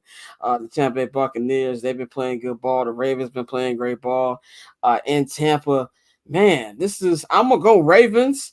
But I think this game right here is going to be a shootout, man. I think Tampa is going to really, really come with it. They're at the crib. I love how Baker's been playing. But I feel like the Ravens are in a real good groove right now. Lamar's playing excellent football. And now they're figuring out the last couple weeks that, hey, nigga, we've got Derrick Henry. Maybe we should give him the football. And I don't think they have any answer for that grown man carrying the ball. I got the Ravens winning a close game over the Buccaneers. And then in the West Coast game, this one is, one bad team, the Cardinals, one so-so team, the Chargers. But this just got stupid finish look. I think it's going to be a very entertaining game. But I think the Chargers going to pull this one out as well. But I think we're going to have two very, very close Monday Night Football games. So I'm going to go Ravens and Chargers. I'm going to go Ravens. Lamar don't lose against the NFC. I think he has one loss in his career against the NFC. So I'm going to just chalk that one up. I'm going to go with the Ravens on that one. And the second game, the Chargers are just – it's been the same story for like 4 years with the Chargers. But, I just don't trust the Cardinals at all. I don't trust Lil Kyler. So I'm going to go with the Ravens and the Chargers. I got the Ravens and man in the upset. Yeah, give me the Ravens and I'm on the fence, but give me the Cards. Yeah, give me the Ravens and the Cardinals. Marvin Harrison Jr. clear concussion protocol. He'll be back. First game on Monday night. I think him and Kyler do some special things. All right, man. That concludes our week 7 picks. And it also concludes today's episode of I'm Not Gonna Hold You, man. It's a big sports weekend coming up. You got a nice college football scheduled tomorrow. Of course, you got some playoff baseball and a good NFL slate, man. So we will be back on Monday. Monday is a big NBA show, which means that Courtney and Mikey get the last hour off. Shout out to them. Because we got a lot of big NBA talk. We got 3 guests on Monday for our NBA show. We've got the homie Kaz. You can follow him, Kazim. If you follow Knicks, if you're in the wrestling space, Kaz there. Kaz got so many jobs. It's just ridiculous. But friend of the program, Kaz, he'll be joining us to talk about his Knicks, talk about the state of New York sports, man. New York sports is really getting it in. Both of the teams in the championship series in baseball. The Knicks are getting ready. They're a championship favorite. The Liberty are one win away from winning the WNBA championship. And, of course, the Rangers going to be coming off their Stanley Cup, their playoff appearances last year. So we're going to be talking about that, New York sports. Of course, Bang's probably going to have a little wrestling we're going to talk about with him as well. Pavi, weekend in the association will be coming back since NBA kicks off on Tuesday. We're going to preview the NBA season with Pavi and the homie Big Waz from The Ringer, man. So it's going to be a big NBA show on Monday, man. Anything y'all want to say before we get up out of here? Yeah, man, I want to congratulate Lil Durk for winning, for receiving the key to Bellwood and Broadview. I want to congratulate Dirk for getting the key to 2 cities that I don't even know if he's been there. Shout out, wait. Shout out to the Broadview Family Diner right there on Roosevelt. They're my people. I get the El Greco once a week. Yeah, so congratulations to Dirk for winning, for receiving the key to the city, man. Now, shout out to Dirk for going to London and literally shooting the entire video in front of Big Ben. That nigga ain't do no cutscenes. That nigga did a whole video right in front of Big Ben. No editing. Shout out to Dirk. The funniest picture I seen this week was Lil Durk and Central C taking a picture with Roger Goodell. That was hilarious. But you know what? Dirk almost called it, fam. Dirk said, what was that? Cassie Carlson said that Cassie did interview. Dirk. I watched it. She said that her prediction was 4 touchdowns for Caleb. He said 5. He almost got it. But, king of Broadview and Bellwood, man. Shouts out to Dirk Banks. Shout out to Dirk. Anything y'all got? Anything else? Nothing. Courtney, you got something? I got 2 words. Roll Tide. Oh yeah. Them niggas better win this week. Yeah, they better win. If not, it's quiet for y'all. Right, y'all gonna exactly. They got niggas.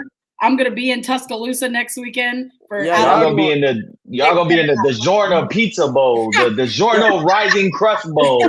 That shit gonna be on True TV. Y'all keep it up. It's not delivery. It's the Giorno Bowl. Like, you're gonna be in the Bojangles Bowl. All y'all niggas better win this week. But yeah, man, that's all we got for y'all, man. Y'all can follow Courtney at 1-800-CALL-A-BRO on all social media platforms. Follow Bang at JR Bang on all social media platforms. Summer Sessions, we'll be back next week. And I'm gonna tell y'all how Pappy was talking to me like I was like that nigga lived in London last week. And we're gonna talk about that. Dante don't have his I Party with Pappy pin on. Oh yeah. Yeah, he said you found your wallet, right, Dante?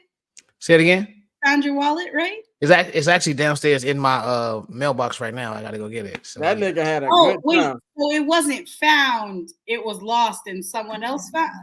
But yeah, no, the homie found it because I was in such a panic because you know how you fall asleep when you're drunk and you wake up and I was sleeping too long. Something ain't right.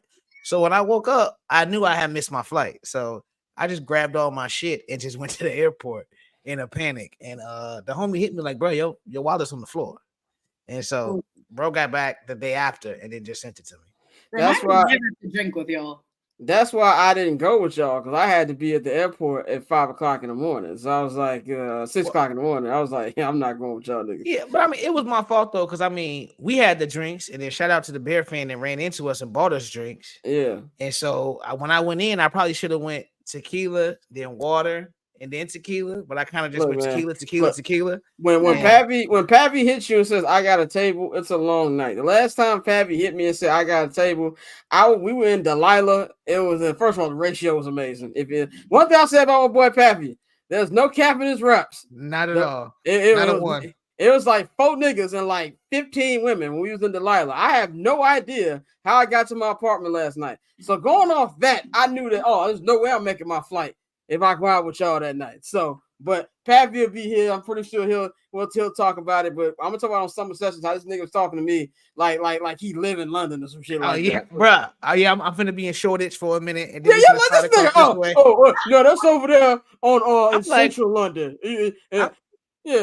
I told this nigga to meet me Google Maps and shit. I'm like, all right, okay. This nigga meet me in Russell Park on Saturday. He said, "Is that the park with the restaurant in it?" Nigga, I don't know. Like, and then when I get there, and there's a restaurant in the park. I'm like, you just want to get that off because you knew it was a restaurant in the park.